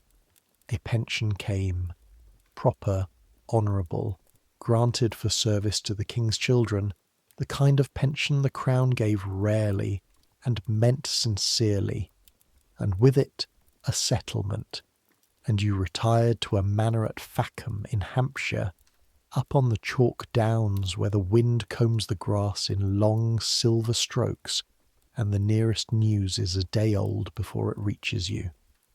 And you took the box. You knew we would come back to the box. A small oak casket with a worn brass hasp, the kind of box every servant of great houses accumulates, full of things worth nothing and beyond price. The cracked coral teething stick, tooth-scored by a queen. A baby's cap, a biggin, one of the very biggins from the letter, kept back when the replacements finally came from Cromwell's warrant, because you were owed one relic, and you took it in linen. A scrap of paper with 4 teeth noted in your own hand, the draft of a bulletin to the government of England about a baby's gums, a ribbon, a dried-out twist of christening lace, the freight of 3 reins portable in 2 hands. On winter evenings at Fackham you would take the box onto your lap by the fire. This is invention now, and I will not pretend otherwise, but grant an old storyteller the fire and the lap, because the box was real, and the evenings were real, and the 2 of them found each other. Evenings and boxes always do, and go through it item by item, your thumb finding the tooth marks in the coral, the way a pilgrim's thumb finds the worn place on a shrine. Outside, the down-country dark, enormous and clean. Inside, tallow light, the settle, the small weights of the past passing through your hands. You did not mope. You were constitutionally incapable of moping. You had the local children in for wardship and business. You ran your small manor to your large standards. The maids of Fackham learned what boiled linen meant. But the box was where you lived some evenings, and no one begrudged it. The news came up the chalk roads at its day-old pace, and it came like bells tolling down the years. January 1547. The king is dead. The king, the boy of 17, you had first curtsied to when your Mary was in her cradle. And your Edward, 9 years old, is King of England, the 3rd monarch of your body's making, crowned at Westminster in February, a small figure under a great crown, and men who saw it wrote of how gravely he bore himself. You could have told them where the gravity was learned, and at what price, and through witch fevers. You told the fire instead. Then the years of the boy king's reign, which you followed as one follows the fortunes of a child gone into the world, the uncles rising and falling, the religion remade again, and through it all the reports of his health, which you read as no other reader in England read them, between every line, with a fingertip on every reported cough. And then, and this is where the record of you simply stops so gently that historians cannot even fix the year, sometime around 1552, most likely in your early or middle 80s, you died. At Facum, in your bed, in the winter or the spring, an old woman on the chalk downs. Your will survives. Your grave does not. The church knows it has her and cannot say where. No effigy, no brass, no portrait was ever painted of you, or if one was, it is lost, so completely lost that we do not know your face. The woman who raised Mary I, Elizabeth I, and Edward VI of England lies somewhere under Hampshire, unmarked, and the 56 combined years of their reigns did not buy her a stone. And you must hear the rest of the tolling, though you were spared it, and being spared it may be the one kindness this story ever paid you. Barely a year after you died, in the summer of 1553, Edward died too, 15 years old, of a lung rot no arms could hold him through, though God knows they tried. And I will tell you something true and terrible about that. The woman who nursed him at the end, Sybil Penn, was remembered with a tomb and a legend, and you, who pulled him through 1541, got the silence. Then Mary reigned, your grave girl, 5 hard years, and died at 42 with no child of her own to hold.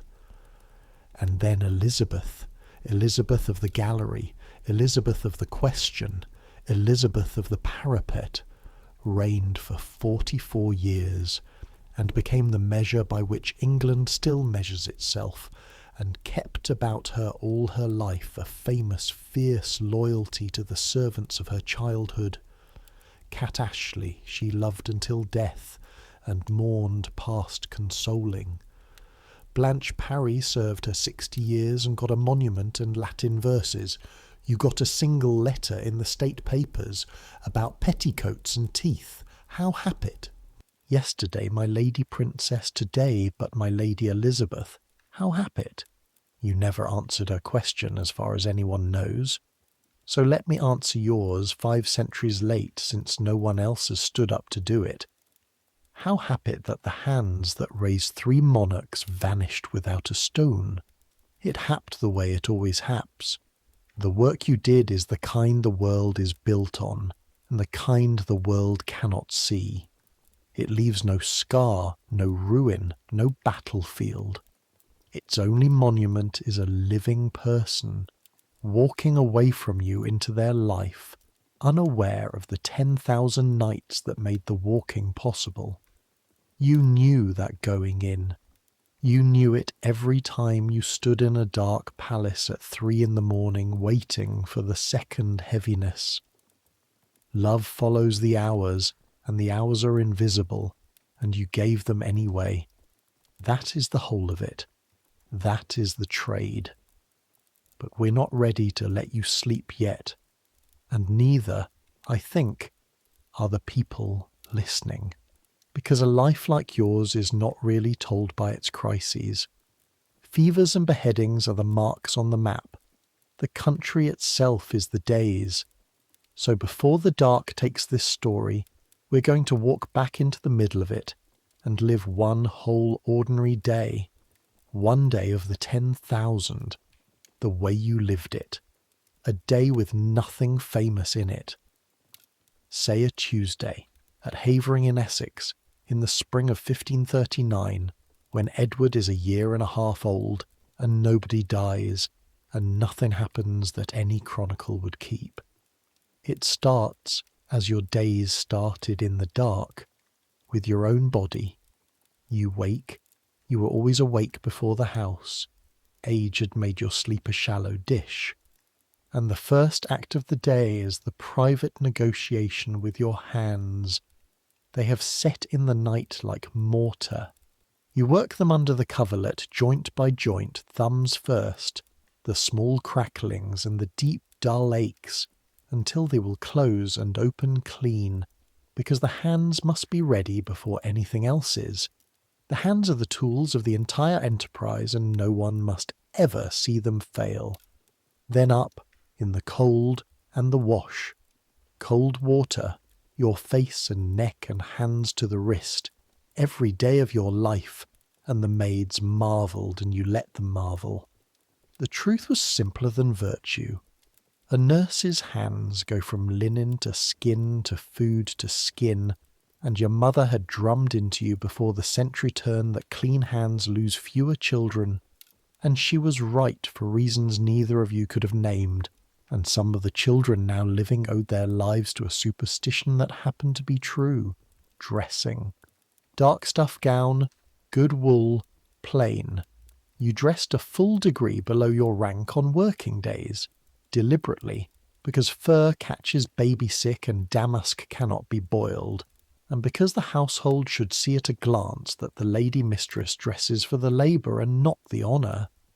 The belt with its equipage, the keys, nursery stores, linen presses, the spice chest, the little locked cabinet where the physic was kept, because no draught or powder came near the prince except through your lock. The coral on its ribbon, a twist of clean linen, always in the pocket of your sleeve, for drool, for tears, for 100 things. A nurse without linen in reach is a soldier without a knife. Then the walk down the gallery, candle-shielded, rushes hissing, and the listen at the nursery door, and the creak knock of the night rocker, the milk-heavy breathing, no cough, no whine, and into the warmth and the smell world, and the day's true beginning, your face down into the great cradle, close over his, reading his breath. Milk, warmth, a faint sourness at the neck-fold, bathed today then. You note it the way a steward notes a leak. His eyes open while your face is still above his. This is the moment, every single morning, that you never once in 3 reigns got used to, and I will not describe it, because you never described it either. He looks at you. He decides the world is in order. He goes about his business, which at 1.5 years is the violent seizure of the day with both fists. Now the machine engages, and you are its governor, and watch how much passes through you before the household has properly rubbed its eyes. The night rocker makes her report, wakes twice, took the breast at second waking, made water, no stool, and you question the 2 wakings, crying or fretting. Fretting. Left ear touched? No. Good. Noted. The ledger in your head, where the last 14 days of his body are kept in running account, takes the entry. The wet nurse comes to the fire. Mother Jack, broad and calm, the best breast nurse you ever commanded, worth her considerable weight in coined silver, and the morning feed happens under your standing eye. The latch, the swallow count, the questions, the unwrapping on the carpet, thighs, folds, navel, back, the whole daily reading, while he roars his freedom and tries to escape over your shoulder like a landed fish, all knees and slippery will, and Alice pins him with the ease of long practice and grins, and you say, "Mistress of the nursery of England," the word said in that room 1,000 times. "A moment, my lord, and you shall have your feet." Then the bath this morning because of the neck-fold, the wooden tub before the fire, water carried up in cans by the grooms and cooled to the wrist test. You test it yourself, always yourself, the inside of your left wrist, where the skin has judged the heat of 40 years of water. Scald one royal child, and you will have earned whatever comes. And he is bathed fast and businesslike, soaped and sluiced and out, because the peril of baths in your world is the chill after, and he is swallowed instantly into warmed toweling and rubbed pink and dressed by the fire. Shirt warmed over a stool, petticoats, the soft biggin tied under the chin, all of it against a running commentary from him in the no language of that age, emphatic, senatorial, entirely certain of its meaning, and through all of it, the doors. That is what no one imagines about your day. The doors never stop. The comptroller's man about the wood delivery, short again. You send back a message with an edge on it. The laundress with the question about the lie, because the last batch left a harshness in the small linen, and you had condemned the entire washing, 40 pieces, do it again. His skin is the judge, not your firewood budget. A groom with word that riders are on the London road. Visitors, always visitors. The prince must be seen, that is half his employment, being seen to exist and thrive. And so the afternoon must be shaped around a viewing. Which chamber, what light? The boy fed and slept beforehand, so that what the visitors carry back to court is a laughing prince and not a screaming one, because reports of a screaming prince become, by the third telling, reports of a sickly prince, and reports of a sickly prince move ambassadors' pens in 3 languages. You knew that. You managed the health of the boy and the health of the news of the boy as 2 linked patients, and the second was nearly as much work as the first. The viewing goes well. It always went well. That was what you were for. 2 gentlemen down from court, furred and travel-splashed, received in the best chamber with the prince fresh slept and gorgeous in velvet on Mother Jack's lap, and he performs his repertoire, stands holding a finger, essays 4 steps, shouts at the spaniel, is universally declared the goodliest child in Christendom, and the gentlemen ride back to tell the king so, and the small velvet person who has just done a morning's work of statecraft without knowing it is taken up, unlaced, and put down for the afternoon sleep, and the house exhales. And in the slack water of the afternoon, while he sleeps and the rockers keep the cradle and the light goes long and gold across the floorboards, you sit, actually sit, the one true sitting of the day, in the window of the outer chamber with the mending basket, because your hands were never idle in daylight in their whole existence, and you sew, and Alice sews across from you, and this is the hour when the trade passed itself on. Not lessons, just talk, over linen, the needle going, the gallery quiet. Why the wrist and not the fingers for heat? Why you never let a crying child be jigged and jounced? It beats the cry into them, you said. Hold still and let the stillness argue. Why you fed a sick child little, and often, and never forced. The body is wiser than the spoon. Alice asking that particular afternoon, or one just like it, the question the young always ask the old in every trade there is, how do you bear it, my lady? Loving them and giving them up over and over, and you, threading a needle against the light, eyes narrowed, taking your time. You don't bear it, you said. You spend it. Bearing is for burdens. This is not a burden. This is what the years were for.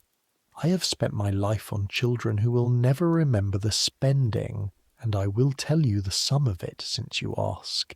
It was cheap at the price. Now look to your seam, girl, you're puckering it. The evening, the last feed, the night linen, the candle round. You walk the nursery wing last thing every night of your service, testing the shutters, smelling for smoke, laying your palm flat on the chimney breast to judge the banked fire, counting at the end the sleeping breaths one final time from the doorway, and then your own chamber, and the unpinning and the prayers, You prayed on your knees as long as your knees allowed, and after that God took you sitting, and you kept the old faith quietly through all the reformations, without ever once being fool enough to say so. And the bed, and the shallow dish of old woman's sleep, one ear open down the gallery all night long, listening even in dreams for the wine like wind under a door. That was the day. Multiply it by 10,000. That is the monument they never built. And since we are walking backward through the country of your days, walk further. Back past Edward, past Elizabeth, all the way to the beginning of the trade itself, because there are things about the early years with Mary that I skipped past too quickly, and the night is long, and they deserve their hour. The world you kept Mary alive in was trying to kill her with the diligence you have to feel to believe. Take the summer of 1517, her second summer, the summer of the sweating sickness. The sweat, the English sweat, the disease that belonged to your country the way wine belongs to France, and that worked faster than anything else God permitted. Merry at dinner and dead at supper. That was not a figure of speech. That was the observed clinical course. It began with a dread, an actual symptom, a sourceless terror that came before the fever, so that a man would feel afraid and know by the fear itself that he was taken. Then the cold fit, then the burning, then the flooding sweat that gave it its name, and then within a day either the recovery or the grave. It loved the young and the strong. It emptied the law courts and the colleges. The courts scattered before it like starlings, and you took the Princess of Wales and ran. That was the whole of medicine against the sweat. Distance. The household moved and moved again, ahead of the reports the way shepherds move flocks ahead of weather. This village has it. That market town buried 9 on Tuesday. Strike the beds, load the carts. You rode in the second wagon with Mary on your lap under a travelling cloak, her small body swaying against you with the road, 18 months old, pointing at cows, sublimely ignorant, while behind her head you and the yeomen read every church tower on the skyline for the tolling that meant go around. You slept in strange houses that had first been catechized. Any sickness here this month? Any dead? And you kept her from every strange hand and every strange cup with a vigilance that made you enemies among hosts who took it as insult. And you took their insult and banked it and kept her sealed inside the moving bubble of your discipline all that terrible summer. And in the autumn the sweat lay down as suddenly as it had risen, the way it always did, and the court reassembled and counted its dead, and the Princess of Wales was returned to her father, fat and brown and babbling. No one thanked you in any document that survives. You understood. Say it again. It is the refrain of your whole existence. The deed survival is the thanks. But I want it on the record 500 years later. In the plague summer of 1517, an unremarked woman in an unremarked wagon on the back roads of England conducted the future Queen Mary I through a dying countryside without a scratch, and did it by pure craft. And craft is the right word.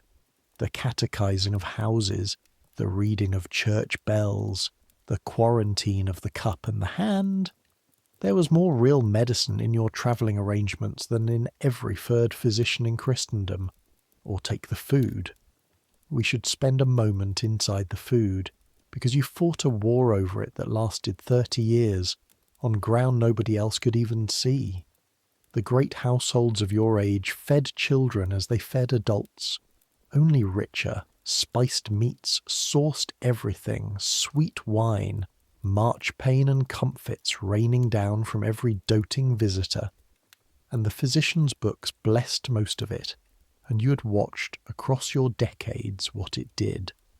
The gripes, the fluxes, the green sicknesses, the small coffins of children of quality who'd been loved to death at the table.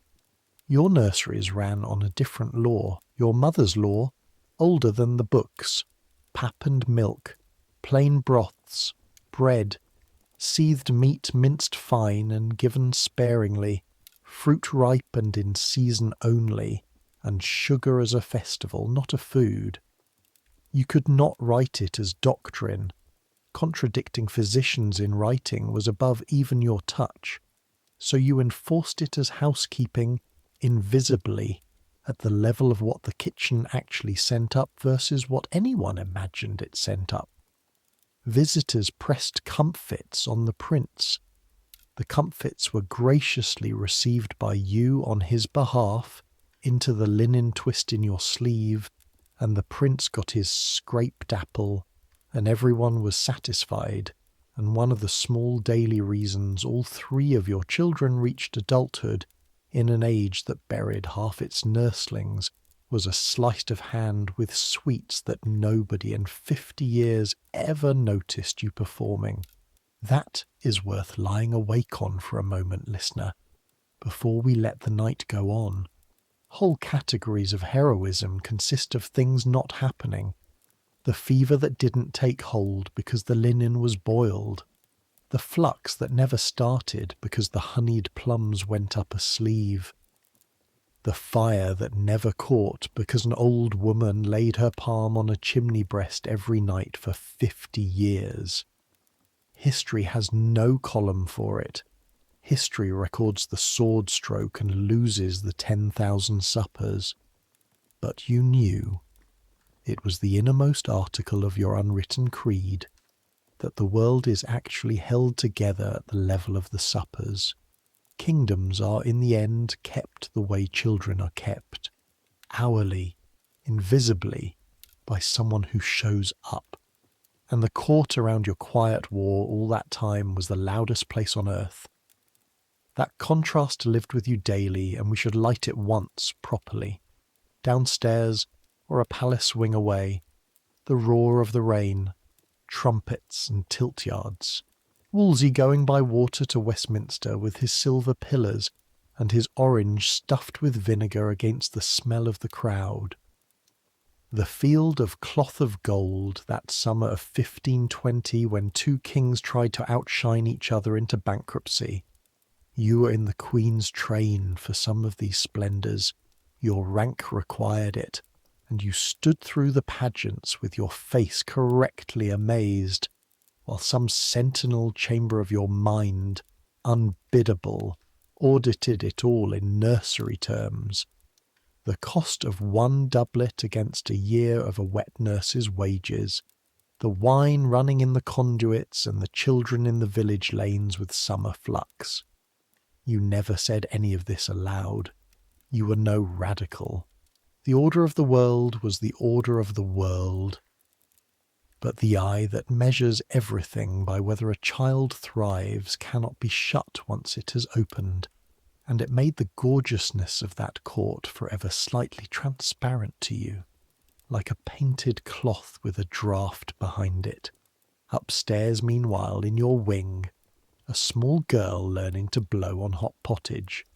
The rain thought the first thing was the kingdom, and the second thing was the nursery. You knew it was the other way around, and time, which took the court side for 400 years, has lately come around to yours. One more from the Mary years, the smallest one, and then we move on. She was 5, perhaps, and could not sleep. Some evening of overwound nerves, a storm coming, the air prickling, and you sat by her bed, and she asked you, in the way of wakeful children, to tell her something true. Not a tale, something true. And you thought, and you told her about the wars, your own childhood, the roses, the men riding out under one badge and home under another, but told child sighs and made safe, that you had been small in a frightened time, and the fear had ended, and here you both were, warm, with the rain starting on the window. And she considered this with her grave, near-sighted squint and said, "Were you kept when you were small? Was there someone who kept you? My mother, you said, and her mother before her." "And who keeps them now?" said Mary, 5 years old, going down into sleep even as she asked it. And you sat in the dark a long time over that question, and you never in your life found its bottom, and neither, little one lying in the dark listening to me now, will you? So let it go, let it go. The rain is on the window, and you are kept. And since honesty is the coin of this hour, there is a fear I have not yet given its true weight, and without it you cannot understand what those years cost. So hold still for it once, briefly, and then it will be done. The fear was never mainly fever. The fear was the household itself, because a royal nursery was not only a fortress against disease, it was a fortress with its garrison inside the walls, and every soul of that garrison was a door. 60, 80, 100 people had lawful business within reach of the prince's food, the prince's linen, the prince's fires, and you had chosen or vetted everyone, and stood surety in the court's unwritten arithmetic for everyone. If a laundress took a bribe, if a groom talked in an alehouse about which window was whose, if a rocker with a grievance let the wrong visitor linger, nothing ever happened, say the refrain, but the price of nothing happening was that you carried 100 people in your head the way you carried the boy's last 14 days, a running account never closed. Who was sullen this week? Whose brother had debts? Whose village had the sweat? You watched your people with the same unoffended total attention you turned on gums and thigh folds, and they knew it, and the best of them, Alice, Mother Jack, the old yeoman on the stair door, understood it was not suspicion but the trade itself, the same vigilance that watched them also watching over them, one weather, one roof. And above the household, the other danger, the one with no drill against it, the times. You served through the years when the axe was the ordinary instrument of administration. Men you had known across a lifetime of court went down one after another. Wolsey hounded to death on the road. More, whom you remembered laughing, taken to the scaffold for a silence. Cromwell himself, your correspondent, the man who sent the petticoats, gone in 1540 to the same block he had fed so efficiently, and they said he was clumsily killed. Your own son Francis swam in these waters by choice, gambling and scheming at the king's elbow, and half the news that reached you from court for 30 years carried the possibility of his name in it. You could do nothing for any of them. Your whole power was one room deep. Within the nursery walls your word moved queens. One step outside them you were an old woman with a good pension, and the times were a sea, and you did what the wise did in that reign. Kept your voice low, kept your ink dull, kept your treasons. Everyone had treasons. Yours were only opinions, locked below your tongue where not even Alice ever heard them turn over. Only once, that anyone recorded, did the sea reach your door, and we have already stood in the room. The summer of 1536, the letter, the fight over the public table. Read it one last time as what it truly was, not housekeeping, a hostage negotiation with history conducted by a woman with no cards, in which the ransom demanded was a toddler's safety, and the payment offered was her own standing, and she won. You picked the one quarrel of your life worth an old woman's neck, and you picked it over dinner arrangements and underlinen, and you were right. And being right in that reign was no protection at all, and you did it anyway. That is the full price of the 10,000 quiet days. They were quiet the way a held breath is quiet. Set it down now. She can stop holding it. That is partly what tonight is for. Now come forward again to Fackham, to the last house, because the last years deserve better than the paragraph I gave them, and because the ending of a working life is a country of its own, and almost no one ever describes it honestly. Here is what it was actually like to be you, retired, in the reign of the boy you raised. The manor was small by the measure of the houses you had governed, and that smallness was the first luxury. A hall you could warm, a garden you could walk the whole of between grace and dinner, servants numbering in ones, not scores, a cook, maids, men for the land, and every one of them, within a month of your arrival, working to standards that bewildered them and then, slowly, became their pride. Because that is what your standards did to people. The maids of Fackham boiled their linen and tested water against their wrists and told their sisters in other houses that their lady had kept the king himself, which was nearly true, and the sisters didn't believe them, which was the usual fate of true things about you.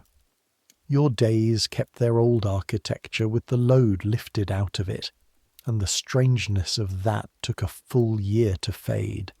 You still woke before the house.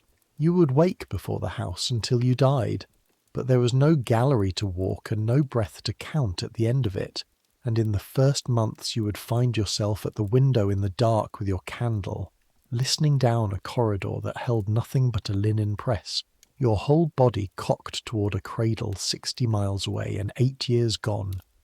The trade does not leave the hands.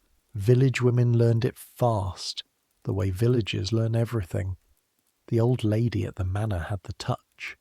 They came to the kitchen door, a baby that wouldn't feed, a child with the whooping cough, a young wife frightened by her first lying in, and were sent up. And you saw every one, gentry and cottager alike, with the identical unhurried totality of attention you had once turned on the heirs of England, because the body of a carter's daughter chafes and burns and hungers on exactly the terms of a prince's, and it had been the secret spine of your whole life that you never once forgot it. You laid your fingers below small ears. You taught the wrist test and the drop feeding and the whine like wind under a door. There are families on the Hampshire chalk, I promise you, in whose kitchen some fragment of your mother's craft is still being handed down at this hour, orphaned of your name, alive. Alice came twice. She had married, a yeoman of the Guard's younger brother, land near St. Albans, a good match that you had quietly greased with a word in the right ear, your last act of court machinery. And she came the first time with her firstborn on her hip, and you took the baby up before either of you spoke, out of pure reflex, and read him. Thighs, folds, the breath at the neck, and pronounced him a credit to her, and she burst into tears in your hall for no reason either of you elected to name. The second visit was near the end, and she found you smaller and slower and entirely yourself, and you went through the box together by the fire, and she knew every object without being told, the coral, the biggin, the tooth-count paper, because she had lived the second half of the collection alongside you, and at the door, leaving, she said the thing that people always said to you last, the thing that stands in this story for its whole meaning. My lady, everything I have ever done well, I do in your voice. Go home to your children, you said. It is the only answer you ever gave to sentences like that, and it was not deflection. It was doctrine. The voice is for passing on. It is not for keeping. You made your will in those years. It survives. One of the 2 documents that prove you existed, the letter and the will, paper at the beginning of your fame and paper at the end of your obscurity. And you did it with the same unhurried craft as everything else. The bequests sorted, the small legacies to servants, the soul commended in the old careful formulas that gave nothing away to either side of the religious knife edge the country was dancing on. Somewhere in the disposition of your goods, unrecorded, the box found its road forward. To Alice, I choose to believe, since history has left the question to me, and I can think of no better keeping. And the affairs of Margaret, Lady Bryan, were folded up as neatly as nursery linen, corner to corner, ready for the press. And the last winter came, and you knew it for what it was, because you had spent 70 years learning to read bodies, and you did not exempt your own. There was no drama in it. A wearing out is not a fever. The machine simply worked looser week by week, and you managed your own decline like a household. Economies here, delegations there, the maids taught the last things they would need, and you were in your bed, in the small warm room, with the chalk country dark outside as clean and enormous as it had been on the first night you came, and somewhere in it, in a month no historian can name, in your sleep or near it, an 80-odd-year-old woman who had held the entire future of England against her collarbone let go of the last day, and the shallow dish of her sleep deepened, finally, past all waking, and the ear that had listened down 50 years of corridors, the last sense to leave, they say, hearing. It would be hearing with you. The ear let the house go quiet at last. No bells that we know of beyond the parish's own. No court mourning. The court was busy. The court was always busy. The grave somewhere in or about the church at Fackham, unmarked now if it was ever marked. And in London, a 15-year-old king who didn't know, and would die himself within the year not knowing, that the arms of 1541 were gone out of the world. That is where the record ends. But records are not where things end, and you of all people are owed the accounting past the record, so lie still now, and let me total the ledger no one else ever totalled. Mary reigned, whatever else her reign was, and it was hard things, and this is a story for sleep, so the hard things can keep till morning. She came to her throne a woman of iron courtesies and unbreakable personal loyalty, famous for her tenderness to children and to servants, godmother to half the babies of her court, a queen who kept faith with the people of her household through every reversal. Where does such a grain in a person come from? From the first keeping, from the ledger children keep. Entry the first, who came when I cried. Edward reigned briefly, gravely, and the men around him marvelled at the boy's composure, his method, his unchildlike steadiness under pressure, and called it precocity. Some of it was, and some of it was a nervous system that had learned, in the years when nervous systems learn their permanent lessons, that the world was ordered, that food came clean, and warmth came sure, and the dark held a warm shoulder and a heartbeat slower than his own. Composure is built, spoonful by spoonful, night by night, by somebody. Nobody thanked the somebody. The somebody had not expected them to. And Elizabeth reigned, and reigned, and reigned. The survivor, the great withholder, the queen who trusted almost no one, and was abandoned by almost everyone who mattered before she was 15, and who none the less, at the sealed centre of that fortress self, kept an unexplained bedrock conviction that she could endure anything, that the ground held. Historians call it temperament. Perhaps. Or perhaps a 2-year-old political orphan, motherless, wardrobeless, unmentionable, was caught every single time she ran full tilt down a gallery at the knees of the one adult in England still fighting for her, and the catching went in deeper than memory goes, into the place below, the place where words are kept, and stayed there for 70 years, load-bearing, anonymous, yours. For she is as toward a child, and as gentle of conditions, as ever I knew any in my life. One sentence in the state papers. It turned out to be enough. It reached us. It is why you have this story instead of silence. One old woman's sentence of stubborn love, filed by a government clerk, outlasting the dynasty it was written under. And one night I have kept back from you deliberately, out of order, the way you kept things back in your box, the grandest night you ever worked, and the strangest, and it belongs here at the end among the treasures, so take it out now and turn it in the firelight. The 15th of October, 1537. Hampton Court.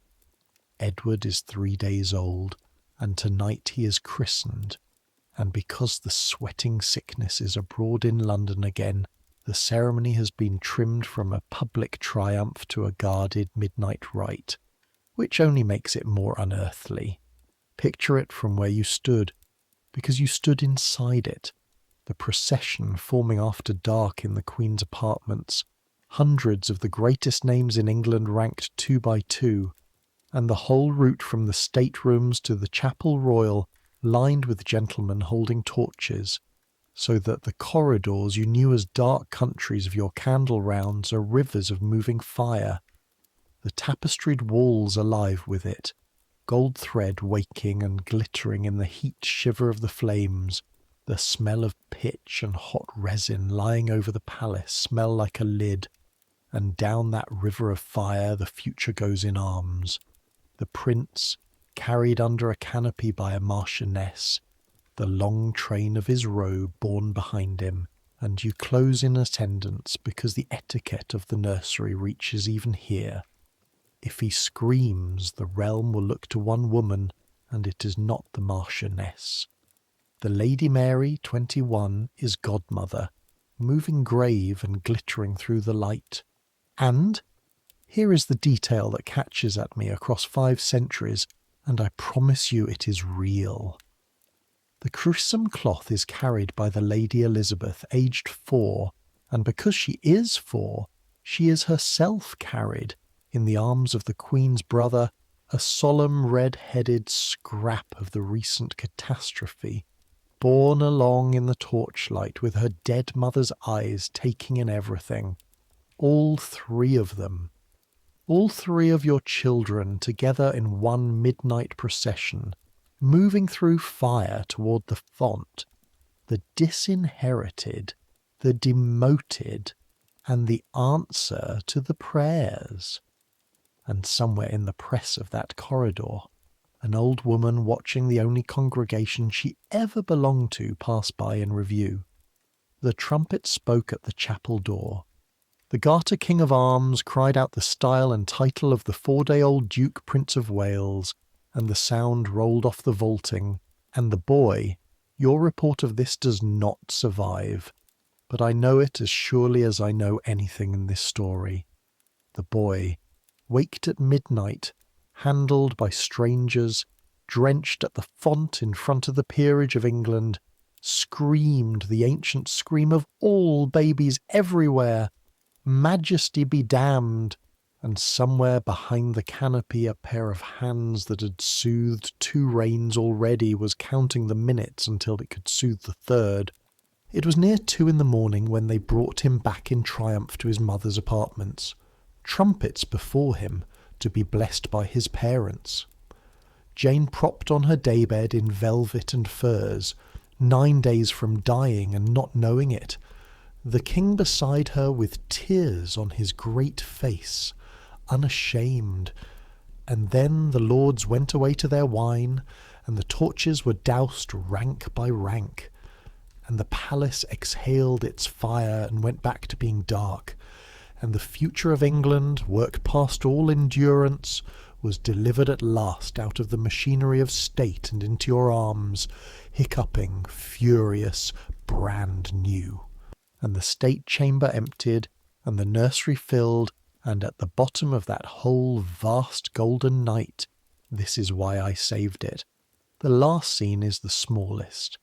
A warmed room, a banked fire, a rocker at the cradle, and you walking the length of the floor with the christened prince against your collarbone, doing the slow stride, going and coming, while the greatest palace in England went to sleep around the two of you. The trumpets were for the realm. The walking was for the child. You always knew which one was the real ceremony.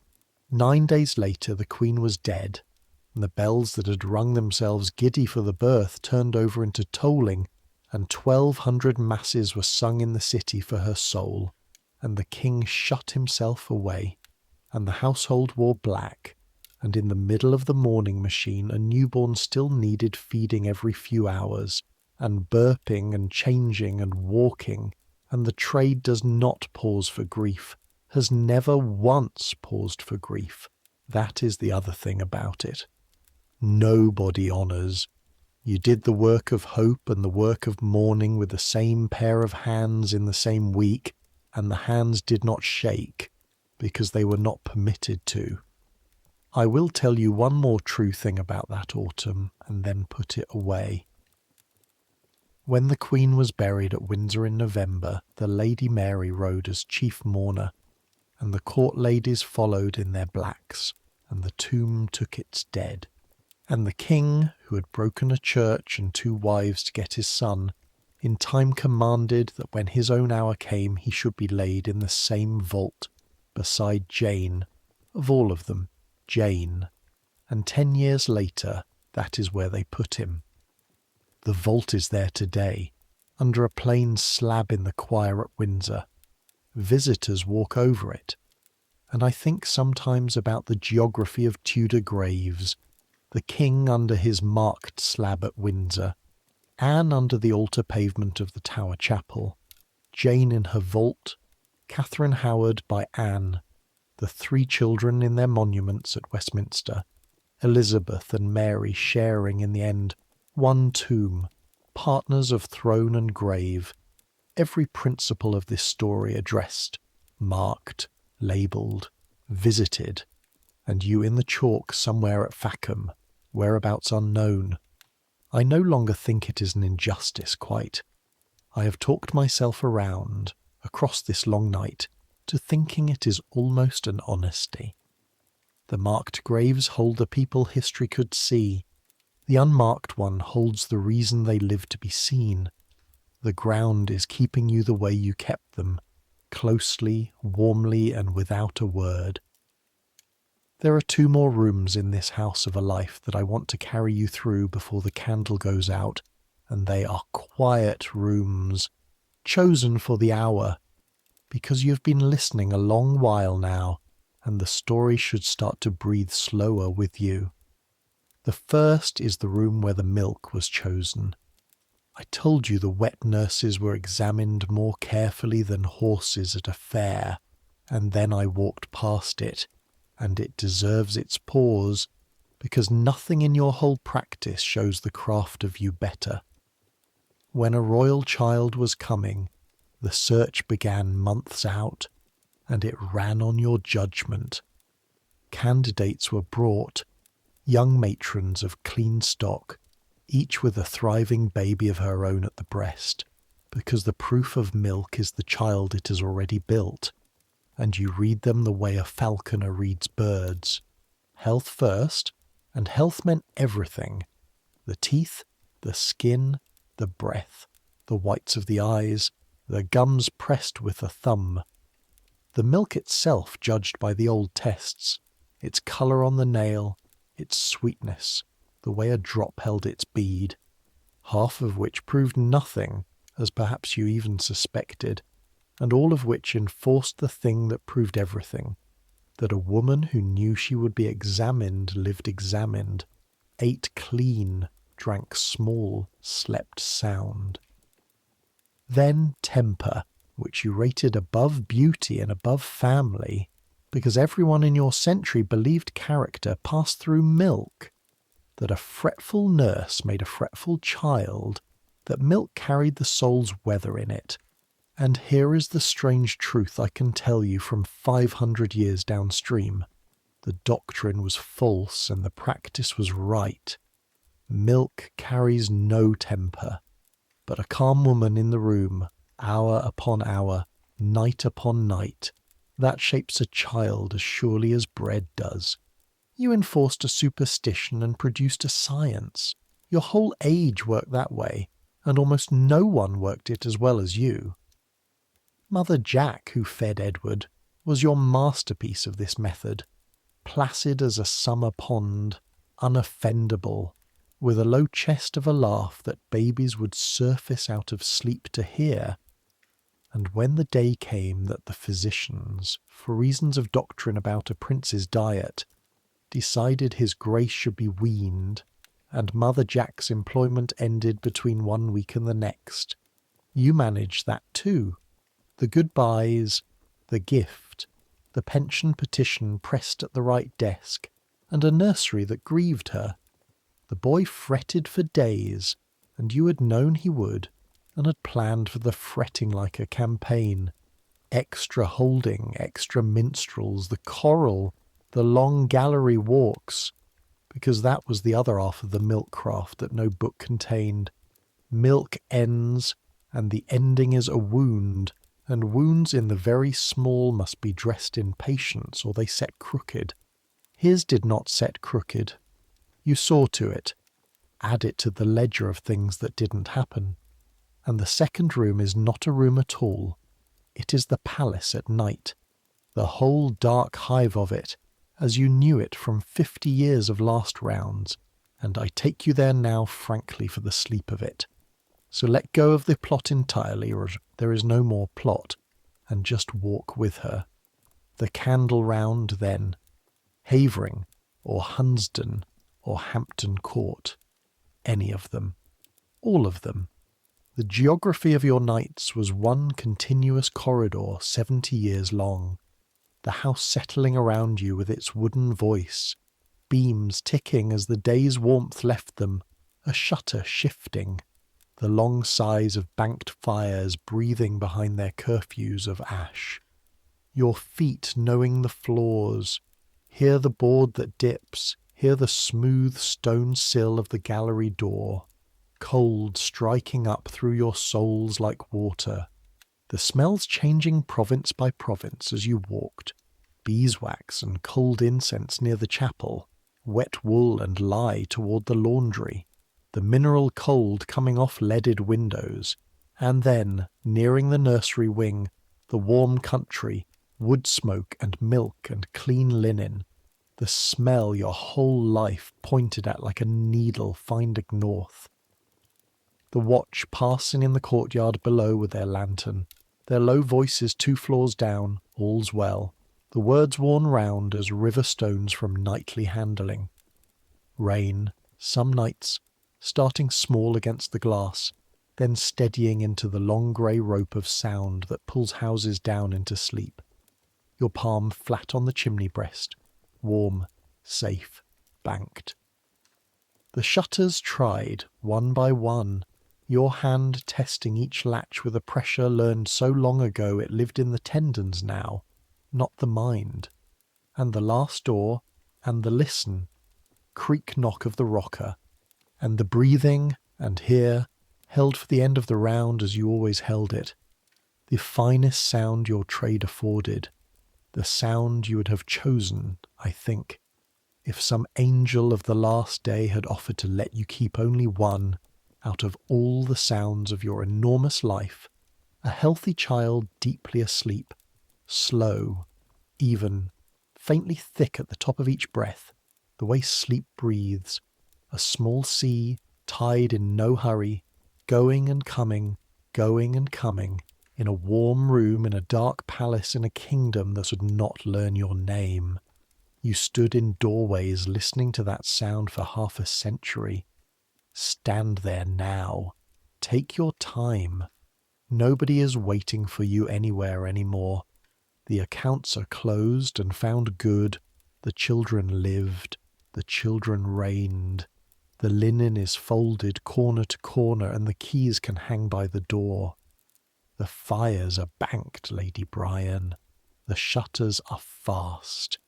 The watch is below, and all is well, all is genuinely well, and the breathing from the cradle is slow and even, and yours is slowing to match it. That always happened to you in this doorway. You never noticed, and I never told you. Your breath finding the child's rhythm the way it did every night of your working life, going and coming, slower now, slower. Centuries will pass. The palaces you walked will fall or change past knowing. Havering will vanish to a few stones in Essex grass. Hunsdon will shrink to a private house. Hatfield's old hall will stand off at an angle from a newer, grander house, and tourists will be shown the oak where a later legend says Elizabeth learned she was queen. Hampton Court will fill with visitors shuffling down your galleries in their strange soft shoes, pausing at portraits of the King, of Edward, of Elizabeth, of Mary, all four faces you washed or watched or curtsied to, and no portrait of you because there is none, anywhere, and they will walk directly over the flags where you stood at 3 a.m. holding the fever year, and feel nothing, and how could they? The trade will change its clothes and keep its soul.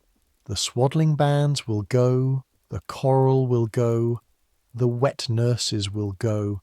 There will be sciences your century could not dream. Fevers broken by medicines that would have looked to you like the plain mercy of God, and in the deep night, in 100 million rooms, there will still be. This does not change. It has never once changed. Someone upright in the dark with a hot small weight against their shoulder, walking, murmuring the river of no words, waiting out the fire, refusing the night. Some of them are listening to me now. You know who you are. She would have known you instantly across 5 centuries at a glance, the way masters know each other. The hours are invisible, and you gave them anyway. That is the trade. It was always the trade, and the children will keep their ledgers forever, in the currency that never debases. Who came when I cried? Who held the line when the title fell? Who was in the doorway listening when the whole dark house believed itself unwatched? Some things do not change. The human heart does not change. The need, at the end of a long day, to be kept warm, kept safe, kept company down the last slope into sleep, that does not change either, and it is the whole of what remains to do tonight. So let it come now.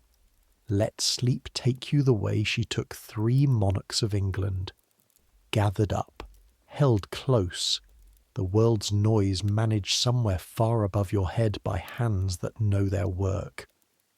Let the room fade.